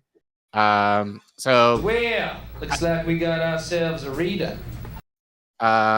So this is a book that some of you might consider reading. I will warn you, given now I haven't read the book, but it might be one I might strongly consider purchasing. But I will warn you, given some of the experts that the writer of the article I'm going to reference who read the book, it might be triggering to some of you, maybe, but especially those of you who might be American Jewish, you may not like the book. So I'll say why in a minute. But I found this tweet from Caitlin Johnstone, shout out to her, who tweeted something that I think very much relates to the book's thesis. So I do want to share that now before we actually get into it. So she tweeted, I think it was today, only 3% of Jewish Israelis think Trump's ethnic cleansing plan for Gaza is immoral. A poll by the Jewish People Policy Institute has found that more than 8 out of 10 Jewish Israelis support the plan proposed by President Donald Trump to ethnically cleanse the Gaza Strip of Palestinians by resettling them in Egypt and Jordan. The poll also found that among the minority of Jews who did not support Trump's plan, only 13% opposed it because they viewed it as immoral. Among Jewish Israelis specifically, the number who oppose the ethnic cleansing of Gaza for moral reasons is just 3%. 3%. If that isn't a sign of a morally diseased society, I don't know what would be. To be clear, we're talking about permanently driving an indigenous population off of their homeland at mass scale so that their territory can be claimed by settlers. This is the sort of crime that even a half-formed conscience would immediately recognize as deeply immoral, but among Jewish Israelis, that figure is just 3%. The moral degeneracy which makes such a large-scale lack of basic human empathy possible is a natural consequence of everything that the state of Israel is and always has been. Jewish Israelis are indoctrinated from birth to view Palestinians as less than human, because otherwise modern Israel makes no sense. It makes no sense for an apartheid state where one group perceives preferential treatment over others to have been dropped on one of a pre-existing civilization whose land, rights, and dignity were then violently stolen from them if you view all the parties involved as equal. So they are trained not to view them as equal. This systematic poisoning of conscience has knock-off effects in all sorts of other areas, though. A 2011 poll published by Haaretz found that 61% of Israeli men don't view forced sex with their acquaintance as R, and that only 7% believe marriageable R is a real thing. R is abundant in the Israeli military and is almost never punished. In 2022, the Jerusalem Post reported that 1,542 incidents of SA complaints were received by the IDF in the year 2020, and that of these, only 31 indictments were filed. Jesus Christ. One need only listen to Israelis discuss values unique to their culture, like Shitak Hamas Zila, I guess that's how you say it, just walking all over people and doing whatever you want to see if you get away with it, or the sin of being a friar, I guess, someone who plays by the rules and misses opportunities to cheat others, to understand that this is a nation of sociopaths. And it has to be. If Israelis were a deeply moral people with well-formed consciences, there would be no Israel, because the abuses necessary to maintain its existence as a state would never be democratically supported by its people. Israel cannot exist without nonstop violence, tyranny, and injustice. So it is vital to the interests of the state that Israelis be the sort of people who would support these things. And in case anyone is confused, this immorality isn't actually about Jews or Judaism. Any group who is pervasively indoctrinated into believing a neighboring group must be treated abusively will be shaped into cruel and ignorant people. Anyone of conscience who's ever interacted with white South Africans above a certain age has likely had a taste of this. It's got nothing to do with anyone's religion or ethnicity. It's just how the abuses of apartheid are upheld. This is the depraved entity the entire Western world is being told it must support unconditionally. An apartheid state which twists its own people into monsters so that they will participate in monstrous deeds. So, as I said, she tweeted that early this morning. Shout out to Caitlin. So she went into Israelis with their depravity. Now, let's go into this book, Abandon the Role of the Conqueror, where Abba Solomon commends Peter Beinart's radical reconception of Jewish life in Palestine in his new book, Being Jewish After the Destruction of Gaza, A Reckoning. So that's the book that he wrote, which you can see right there. So, actually, if you can zoom in, thank you. The dominant self-conception of the Jewish story is innocent, repeated persecutions, and then redemption by creation of the Jewish nationalist state of Israel. This narrative is critically examined in Peter Beinart's new book, Being Jewish After the Destruction of Gaza, A Reckoning. Beinart's book says the maudlin story we Jews tell ourselves about our virtue and heroic endurance inoculates Jews from seeing Israel's agency in creating the resistance it faces. We must now tell a new story to answer the horror that a Jewish country has perpetuated. We are not history's permanent virtuous victim. Beinart, a former editor of the New Republic, is now editor-at-large of Jewish Currents and a New York Times contributor.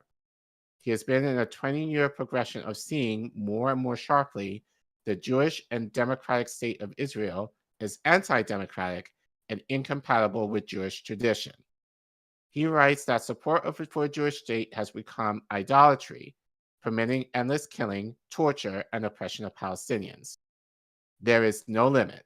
No matter how many Palestinians die, they do not tip the scales because the value of a Palestinian life is finite and the value of a Jewish state is infinite. Very powerful. Contemporary Jewish life is filled with that idolatry, he observes. In most of the Jewish world today, rejecting Jewish statehood is a greater heresy than rejecting Judaism itself. The book attributes the horrors imposed on 2 million human beings in Gaza not only to Israel Defense Forces, but to Jews. Worshipping a country that elevates Jews over Palestinians replaces Judaism's universal God, who makes special demands on Jews but cherishes all people. with a tribal deity that considers Jewish life precious and Palestinian life cheap. Beinart is not playing the peekaboo game of saying Jews are not responsible for Israel, and the other half of the time saying Israel is the Jewish state. He is not saying all Jews, but fairly saying representative, mainstream Jewish organizations worldwide are now Zionist. Anti-Zionist organizations are descendant, which we've seen and what we've reported on. He observes that many synagogues have an Israeli flag on the bima, platform where the Torah is read, and a prayer for Israel in the liturgy. It was predicted and warned about as the Zionist movement grew that the effect of creating a Jewish nation state would be Jews being seen in the light of that state's actions. The predicted consequence of Jewish sovereignty in Palestine to Jews in diaspora is happening. Jews feel that they're being scrutinized and called to account for Israel's actions on campuses and in the streets worldwide. So I have some thoughts here because it's almost implying not to all. And again, I will say that I'm not talking about all Jews here, as the author states, representative of. But here's the thing. I feel like it's very easy to call out when a Muslim terrorist bombs something. That's easy for people to scrutinize Islam. Yeah. When it's not Islam itself, it may be the radicalism of the religion. That's the problem. Well, see, that's my thing is that, like, the people, like, Jews, not all Jews, obviously, right. Judaism, there might be some issues with the way it manipulates its teachings, like most religions, I would say all right. of. But right. I argue, and as a person who studied theology, I'm going to give you I know you're an atheist, but I'm going to give the rest of you all like the Cliff Notes of the Bible, basically. Okay. Like the I would idea, love to have that, by the way. There's got to be a Bible Cliff Notes. Basically, the idea was God set a certain people group apart to be essentially an example to everyone else in the world of how to live righteously under him. But the as house that on the history hill, proved in the old, so to speak. Right. But as they proved in the Old Testament, they could not live up to that standard. So God had to kind of punish them continuously, and in many cases having to force them off the land that he promised them in order for them to learn. Right. In order for them to learn to depend on him and not rely on what other nations were doing, in order for them to understand the importance of following God, so to speak. But it proved too difficult for them to do that. So if you are a Christian, that's where Jesus comes in. He comes in to fulfill the role of essentially a new way of doing things without like the rigidness of the Torah, so to speak. So if you are a Christian / Jewish, that's kind of where the idea of the Torah / Bible comes from. Atheist cultures too, where it's like suddenly, they're willing to call out Islam for all its failed teachings, but then they're suddenly quiet, when it's Judaism. So, right. And it's very similar. Sean, yeah. And Sean, in the chat, you hit it on the head. You said Islam is looked at as evil, not just radical. But yet those who are Christians or Jewish get looked at as radical and not evil. Exactly. Yep. And look, as someone who grew up in the church for most of my life, especially within the last decade, like I've had criticisms of Christianity in terms of how, especially within the Black community, especially in the international community, especially, like in my time of Africa, and I shared that, with the story that Max Blumenthal reported on the ICJ judge last week. I had my issues with Christianity. So every religion deserves to be scrutinized in some way, shape, or form, not necessarily with the religions in itself, but how people practice it. So I think it's kind of odd that for everyone out, like, it's easy to call out Islam for one terrorist act, but Christians, and not so much, but especially Jews, again, not saying all Jews, but when we criticize Christianity and then Judaism, there seems to be a lot more tension about being able to criticize those religions. So, well, I feel like they have as much criticism within those religions as you would in Islam one, but then, as we said, that's often due to the actions of a few versus it's the also actions just of the many. So, xenophobia too, right? Like there's religion, like that religion is a little too melanated for them, So right, but right. I digress. But isn't Christianity though to some regard? Well, but, I mean, classically not. We had to go take classically boats not, but like, and bring Bibles to the others. But today, Christian, like, look at where Christianity is. Yeah, pretty much throughout the global South, mostly, Latin America, Africa, many places in Southeast Asia. So, and so. Although I would argue it's more Islam's melanated now. Like, look, more popular. Even like back in the day, the fathers of the Christian faith were African. Now you can argue not black like me or dark as me, but definitely like melanated, like North Africa region, definitely were more indigenous, I would say. So obviously we can argue, especially given the Roman Empire and all that, white people kind of took it over more so. But initially it was more melanated until the Romans got a hold of it. Yeah. And then, and then whatever. Then it became BG Jesus. Is what you're saying. Right. Exactly. Well, that's where the idea where white Jesus comes from, basically. Yes. Yeah, it's Charlemagne. Technically. Right. So right. But anyway, Beinart places the Hamas violence of October 7, 2023 in context as consistent with the history of suppressing peoples without peaceful means to contest their status, as seen in slave revolts and anti-colonial guerrilla wars. So, language of the you know what this reminds me of? I'm actually going to go to the. Oh wait, that's not it yet. Actually, wait. Did I? Yeah. Oh no. One more. I had it in right. Yeah.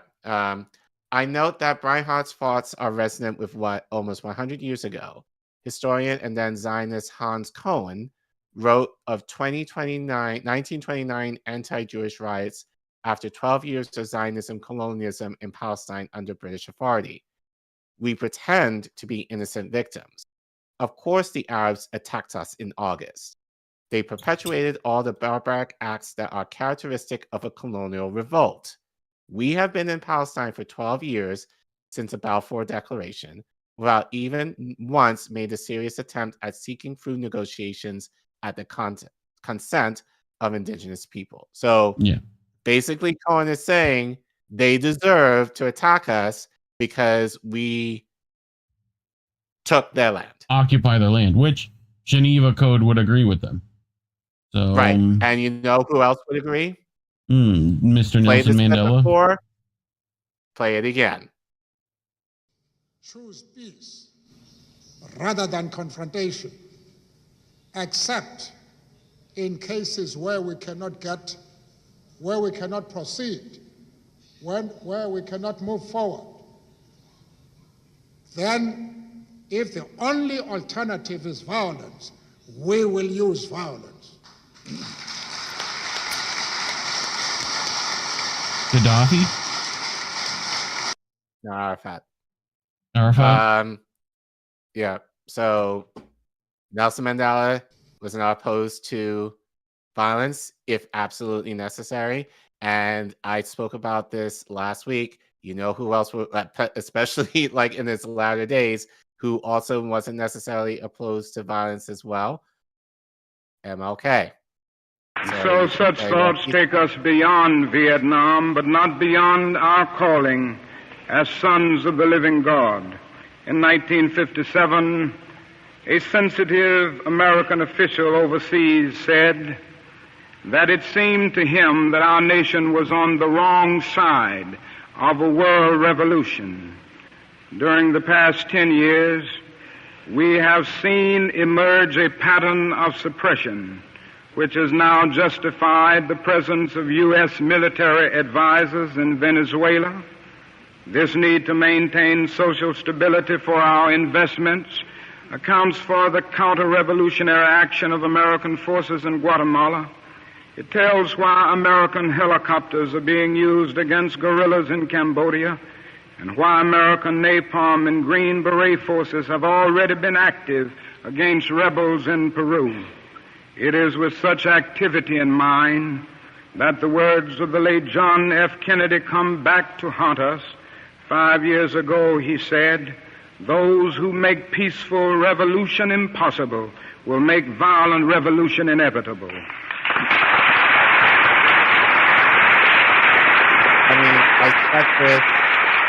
We did talk about MLK with this speech he did, I think, last week. And I basically said, I don't think he would have referred to that line that MLK famously said if he didn't understand the idea at that point, where violence is necessary if you have no other options. Obviously, choose the peaceful route first. But if you cannot get what you want, and that's the only method where you're going to get it, that's what you have to do. And even MLK said, riots are the language of the unheard. So while he may not necessarily have promoted that himself, he understood the reason why people would do it. And it's because, of the imperialism that, people in the global south in particular were facing. So, actually, you know what? I think we probably should do a deep dive on that whole speech because it's so powerful. Like, I've only just listened to part of it, just in terms of the show. But, like, everyone knows about the I Had a Dream speech. Everyone knows. People, if anything, especially if you consider yourself on the left, need to hear Beyond Vietnam because, especially with what's going on today, but it kind of shows the turn that MLK took in kind of realizing, oh, damn, like I was socially aware and wanted to promote, that the social culture of togetherness and like solidarity, among color, that kind of stuff. And he kind of realized that really wasn't benefiting the Black community in any way, shape, or form because not much changed other than maybe like people were slightly nicer to Black people. So, but I argue this was probably the speech that was led to him being taken out or at least wrapped up that point because, he was talking about economics and like imperialism. So, and again, not many people talk about that when they talk about MLK. So it could be worth maybe doing a deep dive on that speech entirely. But it kind of relates to this article and this book in saying, like basically Palestinians have a right to resist is what he's saying and kind of confirmed by these two Black leaders who essentially were saying the same thing. But anyway, moving on. Israeli retribution since October 7, 2023 on the 2 million plus population of Gaza and their means of life, homes, utilities, schools, universities, hospitals, has officially resulted in over 46,000 deaths and innumerable injuries directly from IDF attacks. The medical journal Lancet estimates deaths are likely much higher, and I think they reported on this is over 60, they're saying now, counting deaths from starvation, disease, or cold. Most of the population of Gaza was made homeless, huddled in impoverished shelters, pushed by IDF warnings from one safe zone, quote unquote, to another, often then bombed. Oh, here we go. Beinart's book is an analysis of Zionist apologetics that are necessary to both regard oneself as moral and defend what Israel has done, from the 1947-1949 Nakba, terroristic expulsion of Palestinian Arabs from their communities within the present-day Israel, to Gaza in 2025.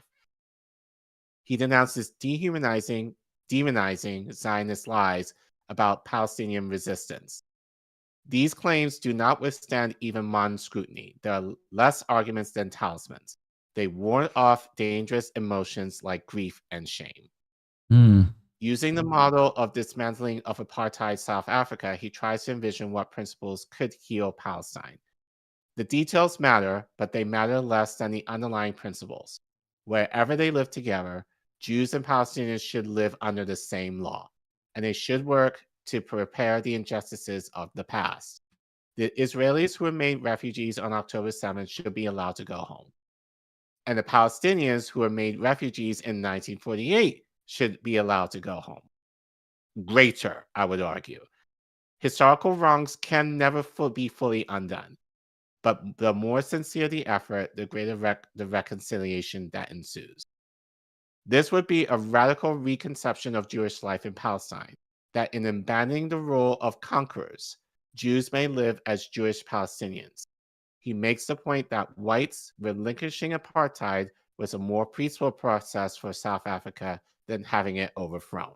In the summary chapter of the book, Beinart says Israel's conduct is from a heretical Jewish tendency to believe Jewish people are sacred rather than people with extra obligation. I think that's key, because that's kind of implicitly what, again, not all Jews, but a lot of Jews, maybe even somewhat more Israelis, kind of consider themselves sacred.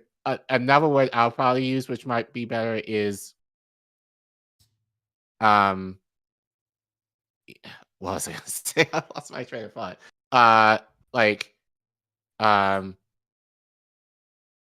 Damn, what was I going to say? The Jewish people are sacred. You felt like there was a different, sacred, but different way to say that. Yeah, that I just lost my train of thought. It'll come back to me later, but yeah, they view themselves as God's chosen people, literally. Right. So yeah. So what if a few dreamers in Moorish Spain or the Sicilian Shiite, I guess, I don't know, Eastern European Jewish village consoled themselves with the idea that deep within us lies a special spark of the divine. They didn't have the power to do anything about it. This self-deification, first proposed by an Israelite named Korach, who challenged Moses' leadership, hadn't mattered as much until the creation of Jewish national power. All that changed with the creation of Israel. Once only Jews control a state with life and death power over millions of non-Jews, thus Korach's claim of intrinsic Jewish sanctity become truly dangerous. Beinart calls for the liberation of Jews from the Zionist doctrine that Jews are the only victims, never victimizers. We can lift the weight that oppressing Palestinians imposes on Jewish Israelis and indirectly on Jews around the world. We can lay down the burden of seeing ourselves as the perennial victims of a Jewish-hating world. More than level of observance or denomination, the question of Zionism is going to be a fault line with Jewish fellowship, Beinart believes. Remove Jewish statehood from Jewish identity, and for many Jews around the world, it is not clear what's left. But the benefit of recognizing that Jews are not fundamentally different from other people is that it allows us to learn from their experience. Jewish exceptionalism is less exceptional than we think. We are not the only people to use a story of victimhood to justify supremacy. And I think that's a point. And the word that I was looking for was entitled. It's entitlement that they feel that they're owned this land It's an entitlement that they feel that they're owed a nation state for themselves at the detriment of the people who are living there. And, and I just feel like and again, just going back to Judaism as a whole or Christianity as a whole, like the idea of them being set apart was never about land. It was about the people. Like it was about the idea, as you said, like being a light on a hill, like being an example for other nations to flourish. Not in the sense of using their victimhood as a means to victimize other people. So it's just kind of like, as the saying goes, you live long enough to become the villain yourself or something to that end. Right. This is kind of what the excerpt of these books, this book reminds me of. It's like they've played victim for so long. And I don't want to say it that way because even in the Black community, I see some of this victimhood, but I think it's almost kind of done the other way where it's like, where I think generally people acknowledge what has happened to Jews, especially given the Holocaust and all that.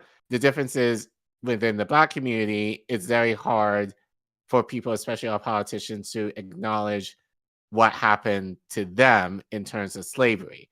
Like, so that's kind of the slight difference. But it's still the idea of like the victims, out of their pride or whatever you want to call it, feel that they're owed this thing, which I argue they don't. They don't. Like, and again, God took them off the land that they were promised several times because they weren't doing the shit that they were supposed to do.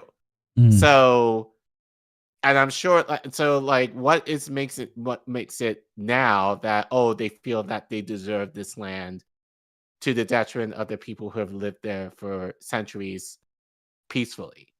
Like, to me, I just don't understand that, given, as someone who also has been, ancestrally been taken off my land forcibly. I don't have the right to kind of go in with a few of my friends to Nigeria, say, and be like, look, this land is mine. and I'm going to take it. Like, I can't do that. That makes no sense for me to do. Like, I can live alongside, peacefully with other Nigerians, but it's not to say I'm going to usurp their homes or whatever as a means to feeling that I'm owed this thing because this very thing was taken away from me. Or in their case, that this thing was promised to me, from a book that, whether you believe in the Bible or not is another issue for another day. But, it's still the idea of like, there's such thing as law, like, of the land that people have to follow. And the fact that Israelis have blatantly disregarded international law for their own purposes, and the West has been complicit in that for their own purposes, I think that's the truly disgusting part. And that's, unfortunately, that's something that I don't feel is talked about among the Jewish community quite so much. And again, I could be wrong. I'm sure they may be having conversations in private, but not necessarily in a public meme where they're able to call this out. And I think, again, as Beinart says, it's kind of like, well, if we don't have this thing that we've been propagandized to believe, then what else do we have? And I feel like if your worth is more than this land, if your worth is of that land, then I have to kind of question what your values are. Because it shouldn't overstep human life. So I don't know. Like, I'll be interested as an atheist what your take is. I mean, I think people could understand. To me, it's all of these are used exploitatively towards those means anyway, right? Because it's up to interpretation most of the time. Most of the time, there's not historical context with these things, that they're ratified by kings. A lot of the books aren't canonized that should be canon. You know, there's a lot of like, it's always used to me since the beginning of time. Some shaman has decided that their deity thinks that we should throw rocks at another group because that deity said so. But, you know, I find it like, I definitely think there's, you know, again, there's this idea that Islam is bad because these brown people believe it. You know, I think that that's definitely part of the context with this, you know, but it's also just Judaism itself makes it to where there's always an other. It's very much like, you know, separationist, you know, like Christianity too, Islam too, right? They put you versus isolation. Well, yeah, isolationists. And I think in America, it's that added bit, you know, given our culture here, like it's, I think, amplified even more. Let me see. Do I have any more of this? I think it's like one page left, I think. Okay. Yeah. So, yeah, I think it may be one or two. Israel's perpetual peril is the Arab population it has displaced but not exterminated yet. They're determined to redeem their birthright to live as freely in Palestine as Jews do. Instead of conquest, Beinart proposes a model of restraint, cooperation, and respect along the line of Jewish thinkers from Allah Halam to John Schmanz to Albert Einstein. Many of the visions for Jewish settlement in Palestine were universalistic and passive and pacific. In 1927, Zionist writer and Chaim Weizmann's protege, Maurice Samuel, mused in his book, I, the Jew, that Jewish civilization for 60 generations demonstrated that neither conquest or oppression was necessary to survival. A group can survive without mass murder. Whether trauma or hubris allows Zionists in Israel and elsewhere to trust that model, finding the image of God even in their enemies is a question. Yeah. I mean, this is essentially have you no decency, you know, for the most part. And it's a person super conflicted, you know, but yeah, I get it. You know, you're welcome to hop off the train. We'll accept you over here in the nihilist camp. But, but you know. So, again, could be a book. So if you go back to the cover again, like could be a book some of you might want to consider reading. If you want to be big and bold, you know, it might be something you want to give to a gift for your Zionist friends.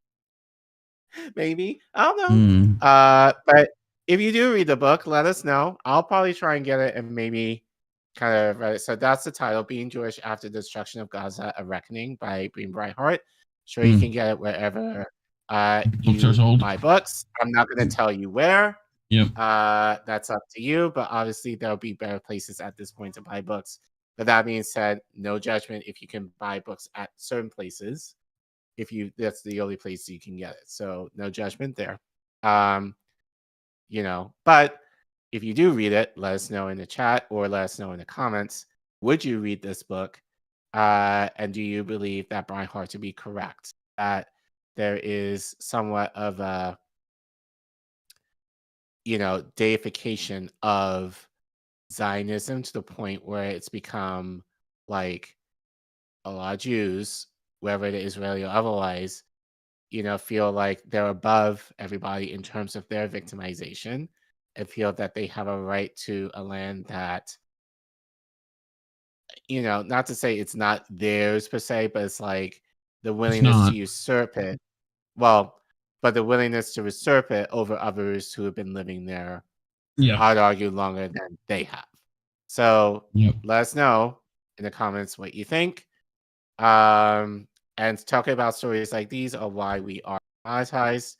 So if you want to support us financially, you can scan the QR code if you have a smartphone, or you can type in the link that you see on the screen there. Or if you're in the YouTube chat, you can type in exclamation point donate, all one word, and the link will pop up where you can click and you can give as little as $1 to help our cause here at INN, as well as this show. And as we say, we know money is tough. Finances is hard for many people. So obviously, if you can, definitely do so. But the free version, if you prefer to do that, is like and subscribe to our content, and please share this stream or this clip to fight the suppression on YouTube, allegedly, and make sure to leave a comment. Let us know if you read the book, what you think of it, and let us know, generally what you think of Beinart's points in returns to Judaism and Zionism, and as I said, the deification of it to the point where we're in the spot we are now, and help us get to free K. I will say, I feel like there's been a lot of people subscribing over the last week in particular. Yeah. So thank you guys for that. Yeah, we definitely appreciate you for doing that. Keep doing it. We want to try to see if we can get in YouTube's good graces. I'm not sure if that's ever going to happen, but we want to try. And thanks for watching. Yay. Cool. Well, I'm sure a lot of you have a lot to say about this clip, that segment. Let's see. Beep, beep, bop, ba-doop, boop, boop. Okay, I caught up. What else? Sean Accord, Lord, that's idolatry. That's not fake. Quoting Jesse Jet. Right. Yep. You covered Sean's Islam is looked as evil. Yep. So Sean also said Collin's insane. Jesus is the most quoted prophet in the Quran. Yep. Yep. Technically all the same God. Which is why if you're in college, or high school and you have the opportunity, if you can, you should take a comparative theology course just to kind of learn between all religions. So I actually tried to do that, but I wasn't able to. But I was really looking forward to the idea of learning, different sacred books, but unfortunately, can't do it. KYE said BG Jesus, laughing emoji. Cowboy Kitty, the flying spaghetti monster is more believable. I'm with you. Shout out to the Pastafarians in the chat. So Bryce Smith said, yeah, that was Arafat. It looked a bit like Gaddafi for a second or two. Yeah. But yeah. If I was on the pinnacle of judgment, would be playing in the playground like children. It is my dream too, Dr. Martin Luther King. Why can't we see with our eyes wide open? Says Max Sarjay. But anyway, all right. Let's get to our last one. Last story. Well, and probably the story you all wanted to talk the about one today. I don't want to cover, but have to. Saving the worst for last. I hate talking about presidents and what they're doing, and here's two of them. So, Zionist Donathan and his cuckery this week. We're gonna go get into that. So we might as well jump right into it. So shout out to Hotspot, use them a bunch on this, but Donald Trump says he wants to expel all Palestinians from Gaza as Netanyahu smiles. People, or you're thinking about all of them. I mean, we're talking about probably 1,000,007 people, 1,000,007, maybe 1,000,008. But I think all of them. I think they'll be resettled in areas where they can live a beautiful life and not be worried about dying every day. So no mention of why they might be dying, being the guy right next to him. But whatever. Yeah, so that's where we start, which is just, yeah, so we'll get into a bit more. I know Colin's going to go off at some point, and I'm just going to wait for the kettle to boil, A reporter can be heard yelling, this is what I find funny. Now it's okay for reporters to actually it's back. exactly. Now it's okay to say shit. Now Yep. it's okay. But Yep. when you had Biden, it was like, you can't say shit. You can't say No, shit. shut the It's fuck close to the up. election. He's going to lose the election. You have to wait till he's elected again, and then you'll push him. Like that kind of bullshit we were Yeah. hearing. Mhm. Now A it's lot of okay. stuff happens because that the it's not. news won't tell you. Exactly. Thank you, MF Doom. But anyway, a reporter can be heard yelling, "But it's their home, sir," after being asked if Palestinians had the right to return. Peter? Would Palestinians have the right to return to Gaza if they left while the rebuilding was happening? It would be my hope that we could do something really nice, really good, where they wouldn't Really want to nice, return. really Why great. would they want to return? The place has been hell. Yeah. One of the meanest Been so toughest hell. places on earth. Meanest. And right now, Toughest. I've seen every picture from every angle, better than if I were there.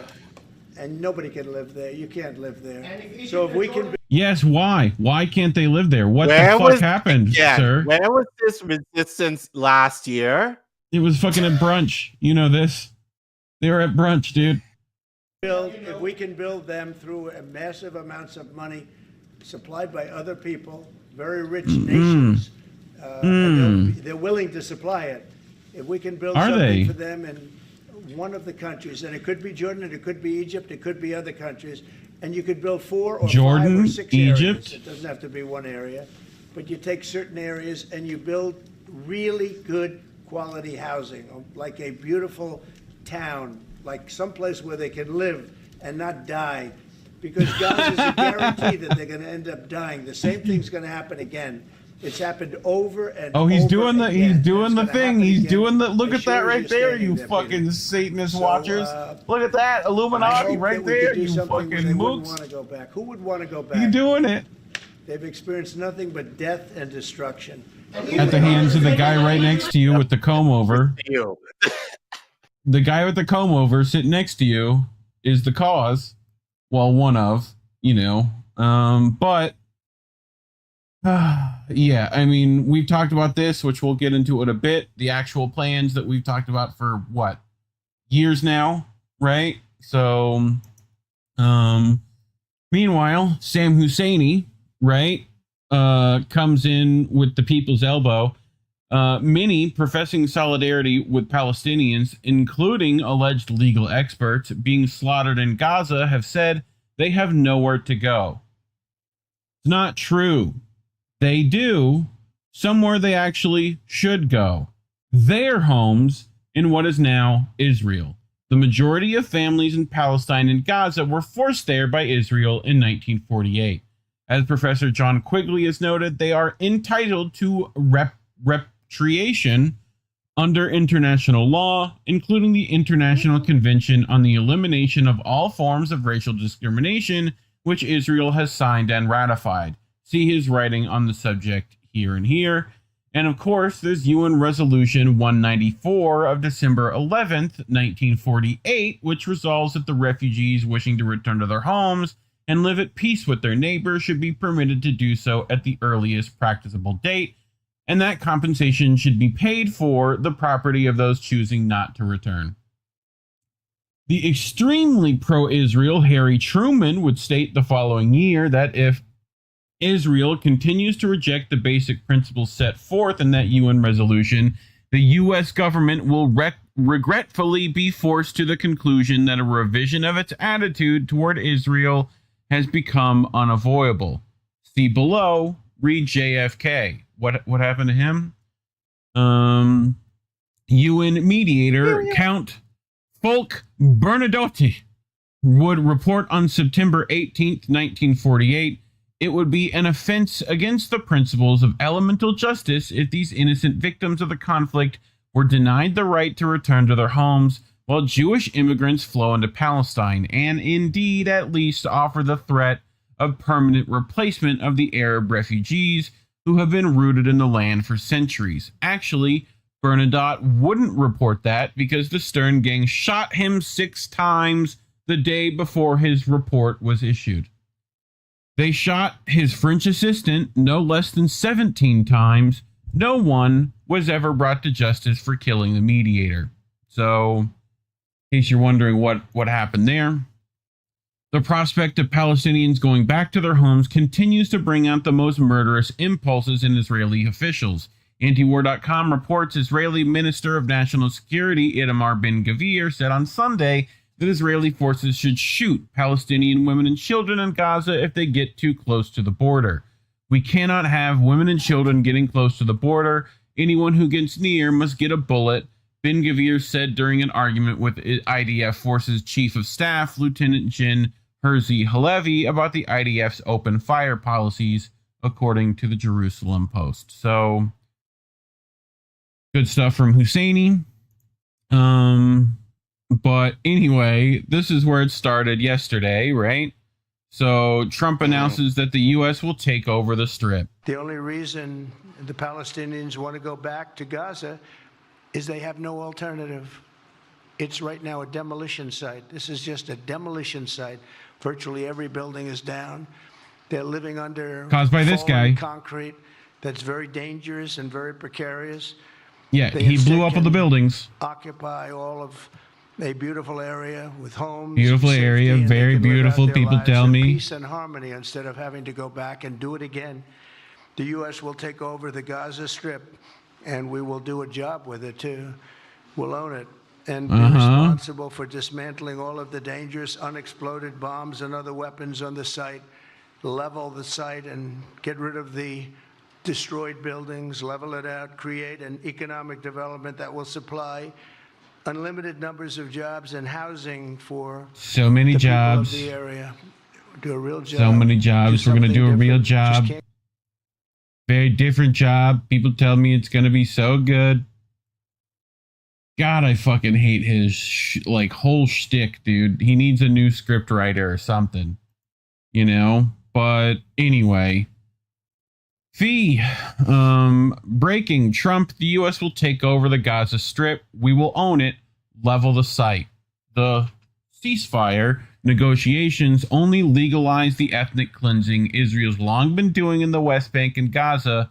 Greater Israel is here to stay, and this administration will ensure that. So, Miriam Adelson getting everything she wants.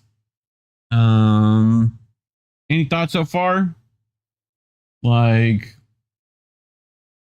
Shout out to TL Orca who said, I hate this timeline.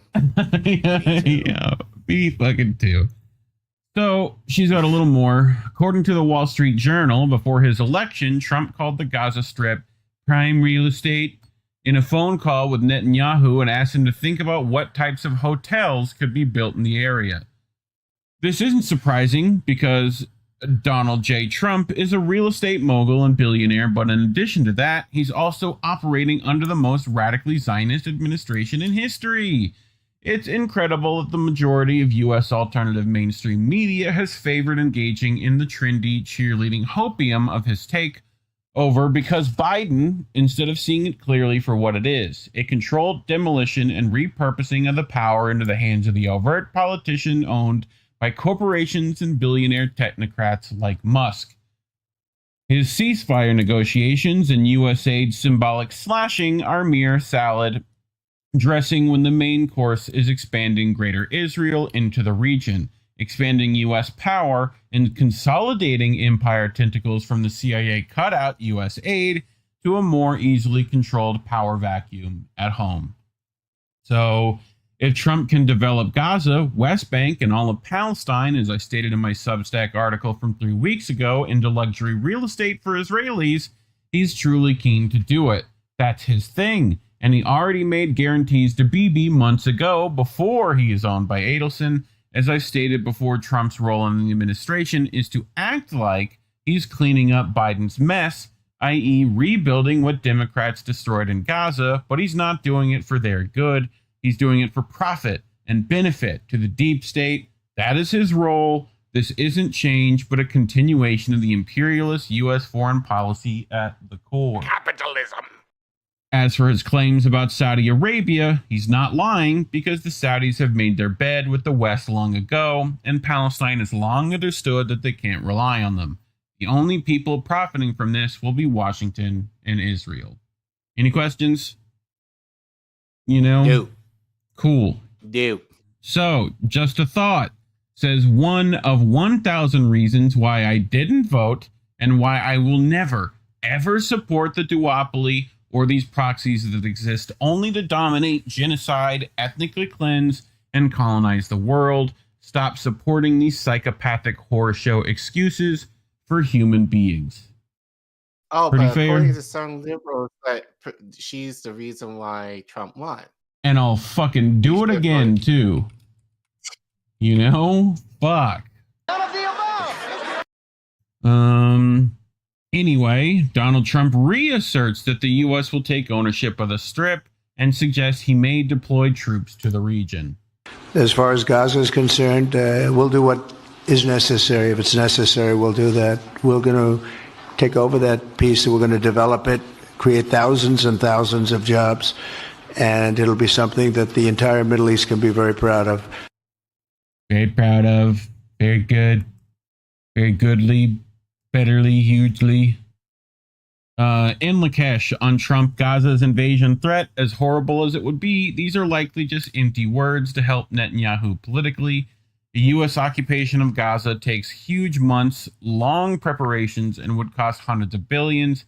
Also, many thousands of soldiers would be killed or injured. I hate to tell you, in Lakesh, but like, I mean, I don't think they give a fuck. No, they don't. And we've seen how much money has been going up. Well, yeah, we can print it. Maybe to, well, you know what? It could be to the advantage of us in a way, because it's just more of a continuation of money going out the door for Israel. And it's just, meanwhile, we continue to straight to Raytheon, straight to like, right. Oh yeah, so they're happy with that. Like, BlackRock's going to make a ton. So we'll be all right. So I think that's wishful thinking. Right. If anything, it should work in the favor of really a true resistance. Yeah. But the problem is that, of course, people are going to be up in arms now that Trump is in power, but you should have been doing this all along. Like, you should have been doing this, honestly, prior to Biden. Yes. Like, absolutely. Really. Prior to a lot of things. Right. But anyway, a little bit more. I do see a long-term ownership position, and I see it bringing great stability to that part of the Middle East and maybe the entire Middle East. And everybody I've spoken to, this was not a decision made lightly. Everybody I've spoken to loves the idea of the United States owning that piece of land, developing and creating thousands. I'm sure it's they such say a no. Fucking like, dude, he's so memeable. Bullshit. Like, people tell me, the best people, they told me everybody loves it. Such a good idea. It's my idea. I made it. People told me it was great. Like, it's just such fucking predictable bullshit. With something that will be magnificent in a really magnificent area that nobody would know. Nobody can look because all they see is death and destruction and rubble and yes, why? Demolished buildings falling all over. It's just a terrible sight. I've studied this very closely over a lot of months, and I've seen it from every different angle. And it's a very, very dangerous idea that's gotten tremendous, and I'm talking about from the highest level of leadership, gotten tremendous praise. And if the United States can help to bring stability and peace in the Middle East, we'll do that. Right. And how successful has the U.S. brought peace and stability to Libya? We are the United States government. We don't do that sort of thing.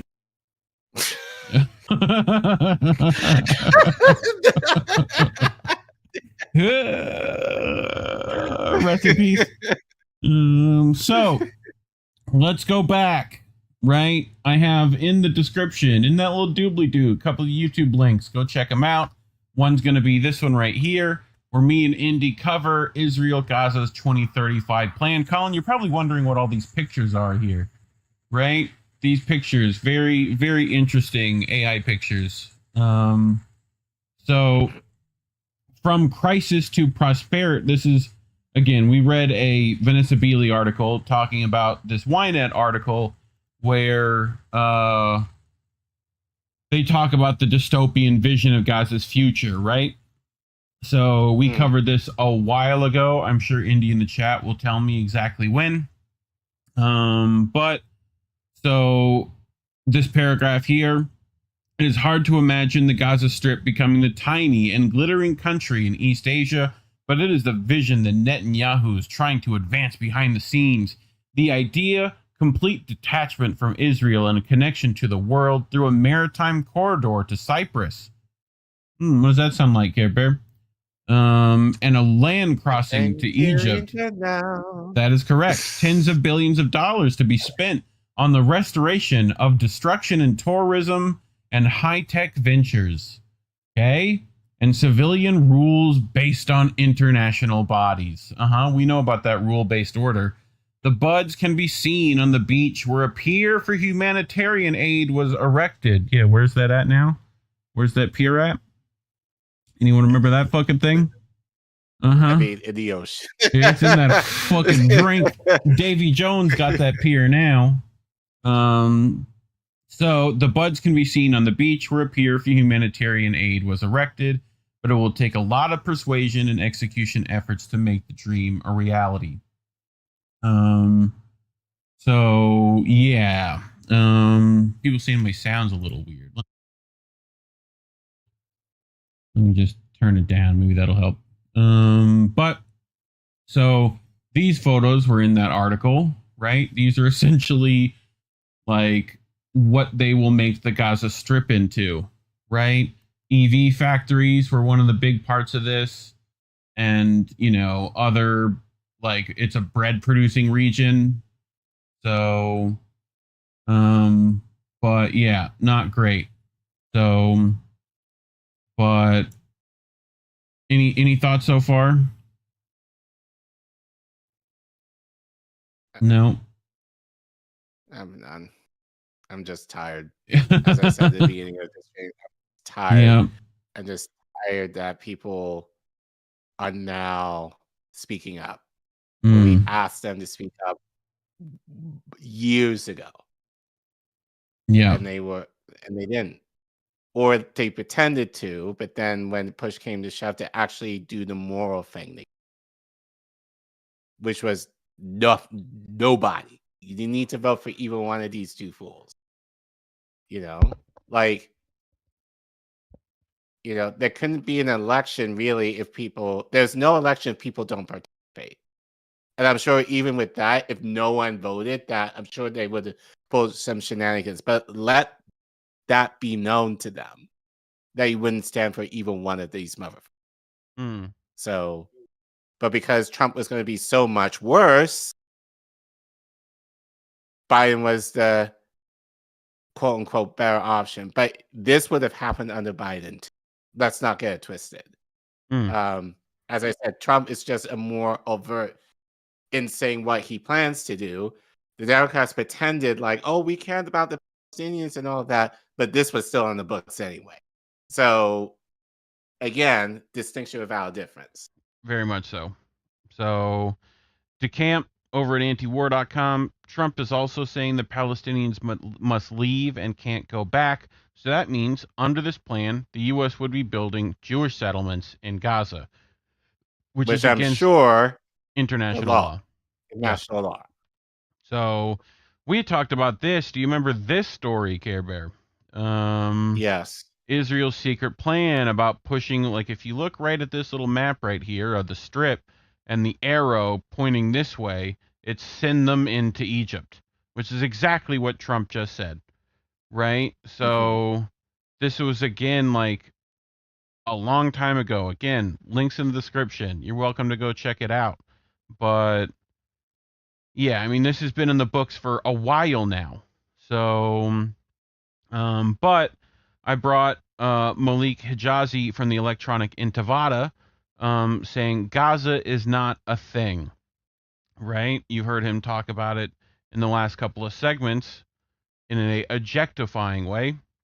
But they write, it seems that neither Israel nor the U.S. is willing to leave us, the people of Gaza, to exist in peace, even after the announcement of a fragile ceasefire in the genocidal war perpetrated by the Israeli colonial occupation, backed by American support and brokered with Egyptian and Qatari guarantees. U.S. President Donald Trump made yet another deeply contentious declaration he proposed to clean out that whole thing, suggesting the relocation of 1.5 million Palestinians to neighboring countries like Jordan and Egypt, framing it as so-called humanitarian solution. I read his words twice, trying to grasp the full weight of what he meant by thing. It was unmistakable. He was referring to Gaza itself, a land that is home to over 2 million people who have endured decades of siege, bombardment, and forced displacement. To Trump, Gaza is not a place of life, history, and resistance, but an obstacle to be erased. Its people reduced to a problem for the U.S. favorite spoiled child to solve. Describing a phone call with Jordan's King Abdullah II, Trump called Gaza a real mess and said that he urged King Abdullah to take in more Palestinians. He suggested the new arrangement could be temporary or long-term for the displaced, claiming it would allow them to, quote, live in peace for a change. What do you mean by temporary, though? Like, what does that mean? That that they could go somewhere else, right? But he's mainly saying that, like, it might be temporary, but probably permanent. So Trump said, I'd like Egypt to take people, and I'd like Jordan to take people. He said, however, both Egypt and Jordan rejected the proposal to relocate Palestinians from Gaza. This isn't new. Trump views Gaza not as a homeland, but as a real estate problem to be solved. He recently called it a phenomenal location, yet, at the same time, likened it to a massive demolition site. His words echoed those of his son-in-law, Jared Kushner, who spoke last year of Gaza's valuable waterfront property as if it were prime land for redevelopment, once its people were conveniently erased. In Gaza, Trump's proposal was met with both defiance and deep concern. Some dismissed it outright, refusing to take his words seriously, especially after the Israeli military withdrew from most areas of the coastal territory, allowing residents to return to their devastated neighborhoods in northern Gaza. The general sentiment voiced in Gaza was that if they didn't leave during the bombardments when the pressure to abandon homes was at its peak, why would they leave now, after the killing has paused? Others, however, saw his statement as a warning that Gaza's reconstruction might be deliberately stalled, making it uninhabitable and forcing its residents to leave. Even without direct military action, another kind of war continues, one of deprivation. Severe restrictions on food, medicine, water, and fuel have made daily life a battle for survival. Hospitals struggle to function, families wait in endless lines for clean water, and frequent power cuts plunge entire neighborhoods into darkness. If these conditions persist, staying in Gaza may become an unbearable choice. Parents will face the excruciating decision of watching their children suffer from hunger and illness or leaving behind their homeland. Humanitarian aid, already a lifeline for survival, could be weaponized. Conditions in ways that push for relocation under the guise of necessity, what bombs failed to achieve, creeping desperation might. So, yeah, although Egypt and Jordan have so far resisted such proposals, diplomatic efforts could lead to pressure on them to accept Palestinian refugees as part of an international peace settlement. And on top of that, there's economic pressures with Egypt especially, and Jordan, both of them. So, that's part of this as well. And especially if Qatar and the UAE and all those things also put their pressure on them. So, which is possible. But on the 11th of October, 2023, when U.S. official John Kirby spoke of safe passage for Gazans to flee, my father, sitting in our living room, turned off the radio in disgust. His face darkened, and he waved his hand dismissively. We will not leave, he said firmly, as if addressing Kirby himself or the forces behind the relentless cycles of displacement that have haunted our people for generations. My father often spoke of his grandfather's exile in 1948, the lands lost, the painful separation from his father after the 1967 war, when my grandfather left to work in Egypt. He was never allowed to return. These were not isolated stories, but part of a long history of displacement, of families torn apart, of promises broken. He told me of the 1970s, the expulsion of families from Jabalia refugee camp when the Israeli military marked the homes of freedom fighters with an X. giving them just 48 hours to leave before their houses were destroyed. Other homes were demolished under the pretext of widening roads, another tactic of forced displacement. One of these families was the Daouds, my father's neighbors, who came to say goodbye before being forced to Al Arish in Egypt, uncertain if they would ever return. This strategy of expelling Palestinians from Gaza is not new. In 1953, a plan negotiated between Egypt and UNRWA, the UN Agency for Palestinian Refugees, aimed to relocate 60,000 refugees from Gaza to Sinai, backed by $30 million in UNRWA funding. By 1955, as Israeli military raids escalated, the plan gained momentum, but mass protests forced its cancellation. In 1956 to 57, Israeli Finance Minister Levi Eshkol allocated $500,000 to finance the departure of 200 Palestinian refugees from Gaza. By 1969, Israeli officials were considering measures to lower Gaza's standard of living vis-a-vis the West Bank in order to encourage outmigration.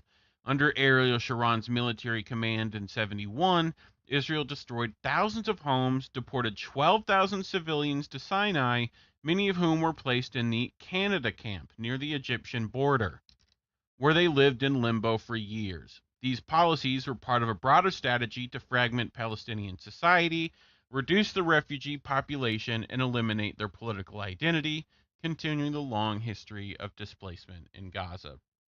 So, we've talked about this specifically. We've talked about pushing to the Egyptian border, and then what their plans after they push Palestinians to that border, which I think is more a problem, because I doubt those people will just go, hands tied. So then they get to blame Egypt for that.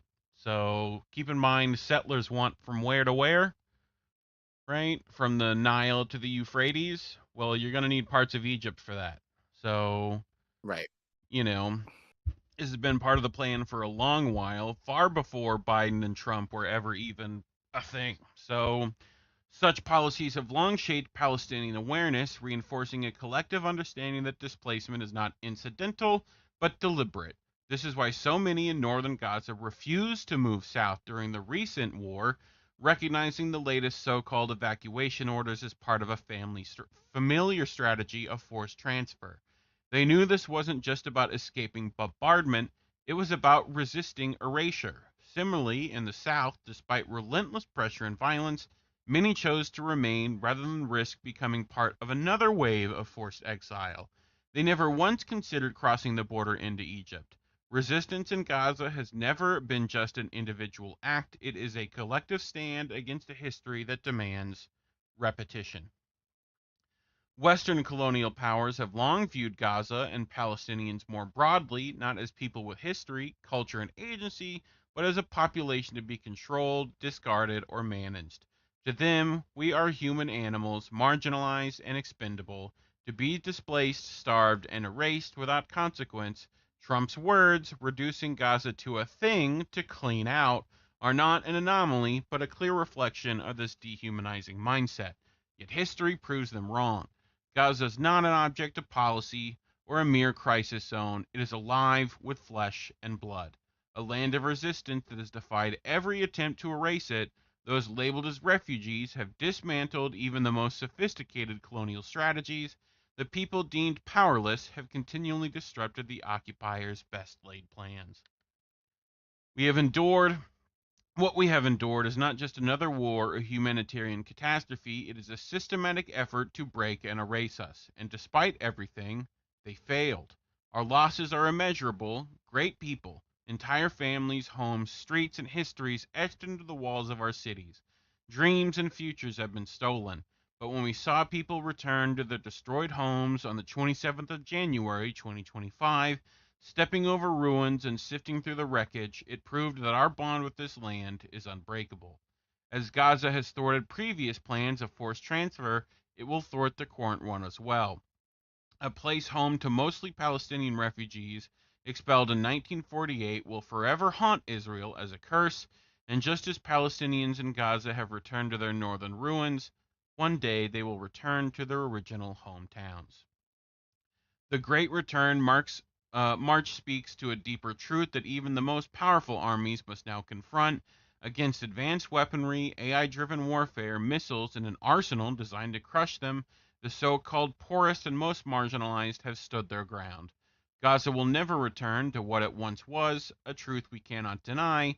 Perhaps what lies ahead will be even harder. Perhaps another war is already forming, but one certainty remains. Our connection to this land is stronger than any force that seeks to sever it. Israel does not understand us. Neither does the United States, for there's a fundamental difference between belonging to a land and occupying it. They believe control comes through domination. We know that true belonging is unbreakable. So, yeah. Thoughts before we move on? I only have a little bit left, so, you know. I mean, it's a hopeful sentiment. Yeah. But yeah, it's also tough to like swallow because we know what's capable.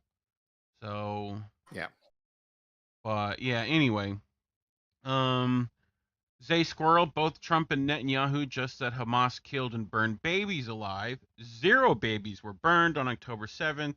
None of the reporters bothered to question them about spreading these deranged hoax and lies. Whitney Webb, a U.S. long-term ownership plan of Gaza is just a nicer way of saying another U.S. long-term military occupation of the Middle East on behalf of Israel. If you think this will bring stability to the Middle East, you learned nothing from the War on Terror era at all. This policy toward Gaza is so extremely neoconservative, it goes even beyond the Bush era. Back then, they at least had to feign occupations were justified by allegedly going after the U.S.'s invisible enemies.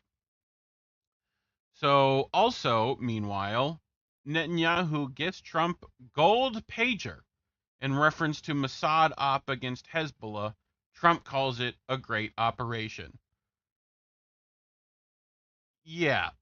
So a little too on the nose, and also kind of like I think there's a reason for this, and I don't think you're going to see a lot of other people make this take. But recently, Trump mentioned that if Iran tried to assassinate him, right, everything's in place for the U.S. military to deal with that problem. Right? Right. Which to me essentially says, kill me, Mossad, kill me, I'll do what you want, kill me. Right? That's to me what that is. Right? And when they give him this gold pager, I think that's the equivalent of, you know, the black pirate dot on a Bible page. You know? Mm-hmm. So this is essentially be careful, you know? Right. So, but, last little bit, Trump asks Congress to approve $1 billion arms transfer to Israel. So, you think he's stopping that war? Okay. The Trump administration has asked congressional leaders to approve a new $1 billion weapons transfer to Israel that will be funded by U.S. military aid. The deal includes 4,700 1,000-pound bombs worth more than $700 million and $300 million worth of armored bulldozers. That was the ones to clarify, these are the bombs that are illegal. Yes. That Biden got shit over for wanting to send. That is correct. That now Trump is planning to send. Yes. So, which the Israeli military uses to demolish homes and infrastructure in Gaza. So they're the ones turning it into the demolition zone. The request for the new arms transfer comes as Prime Minister Netanyahu is in Washington and set to meet with President Trump at White House on Tuesday. He's expected to push for U.S. support for Israel to restart its genocidal war instead of fully implementing the ceasefire deal. The Journal report, Netanyahu is also expecting Trump to push ahead with a massive $8 billion deal that President Biden notified congressional leaders about in January. The report said some Democrats in Congress put a hold on the massive sale and that the Trump administration is now pushing congressional leaders to unblock it. So we're going to get a $1 billion thing that he's already advising, plus the $8 billion that didn't go through. Right? So the $8 billion deal Yes? No universal health care. Nah, No fuck that. for Nah, fuck us. that. No infrastructure. None of that. No storm readiness. No fire readiness. No blizzard readiness. None of that. Right? So, $8 billion deal includes munitions for fighter jets and attack helicopters. Real well with their AI Toys. attack helicopters, right? They're doing a great job with Toys. those. The Toys for Trump computers. administration, yes, also recently released a hold on a shipment of 2,000 pound bombs for Israel. So, Israel officials suggested that the increased military aid was part of a deal to get Netanyahu to agree to a Gaza ceasefire. Trump's envoy for the Middle East, Witkoff, has said he's pushing for the full implementation of the agreement, but the ceasefire is fragile as Netanyahu doesn't want to implement the second phase, which is what we said, that he doesn't want to do that, and their plans is not to do that. So, and just in case you wondered how our foreign policy looks, so Trump literally pulling the chair for him. Would you like me for you to eat your ass? Pretty much. The cuckery abounds for sure. So that's it. That's all I got. Same boss, new boss, same as old boss. So fun. I laugh because Bad Cookies in the chat said, you guys picked some really uplifting. Look at what we do, dog. My apologies. This is indeed a disturbing universe. It really is. But, so... I mean, the Conqueror one was, wasn't uplifting, but it was... better. Better? I wish we look for stuff, I'd love for good things to happen. It'd be great. Right. But until then, I'm going to be real with people. So, blind optimism only means that the person smiling at you can stab you in the throat. So, I wish there was some, but I ain't gonna go looking for it. But anyway, talking about these things is why we're demonetized. So you can scan that QR code, go to ko-fi.com/indienewsnetwork, or, go in that little description below, and, give us a couple $1 dues. But otherwise, hit those buttons that are right underneath the video, the like button, the subscribe button, find that share button, send it to your social media. Otherwise, let us know what you think. How ridiculous is this fucking bullshit, and how disturbing is the universe we live in? But otherwise, thanks for watching. Care we did it. We did it. Yay. Now I gotta edit things and upload them, and we gotta do that, and then it'll be another week, and we'll find depressing stories again. So anyway, what's the chat's got to say? Does a 2,000 pound bomb come with a button on it? I would hope so. I'd hope there's a button on the bomb. Otherwise, what's the point? Well, yeah, no, 1,000-pound bombs that are illegal. That's not enough. Let's send twice that. Yeah. So Maximums in the chat said jet to GDP ratio is like 60% for Israel and 20% for the US.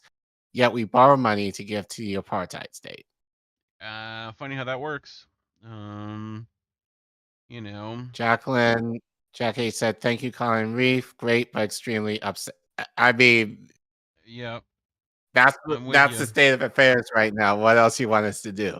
But then again, if you have uplifting stories you want us to report, send them to us. DM them to us. I've begged for good stories. Do you think I want to talk about these kind of interesting shit every week? The only good is going to be small crumbs anyway, and then we're going to have to tell you they're small crumbs. So... yeah, I mean, people are doing good things. That's what I see. People are still trying to keep other people afloat, and that is good news. But, speaking of people, coming up this week, which, if you don't know by now, On Twitter, we're co-streaming AM Wake Up and the Independent Review all week, 10 a.m. Go to Twitter's, go watch that there. What do we got coming up? Thursday, we got Snow Himbo streams. I do believe he plans to do one, so we'll see how that works out. But Angel in the Afternoon Friday, clip show of American Tradition. What else we got?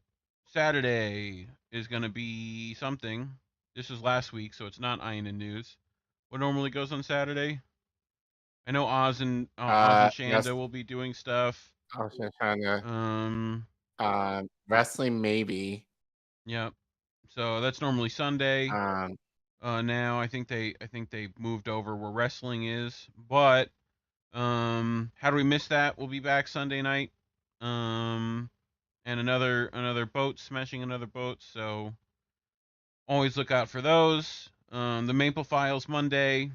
Tuesday, I think there is an American Tradition because Jesse skipped this Tuesday. He had family emergencies and the like.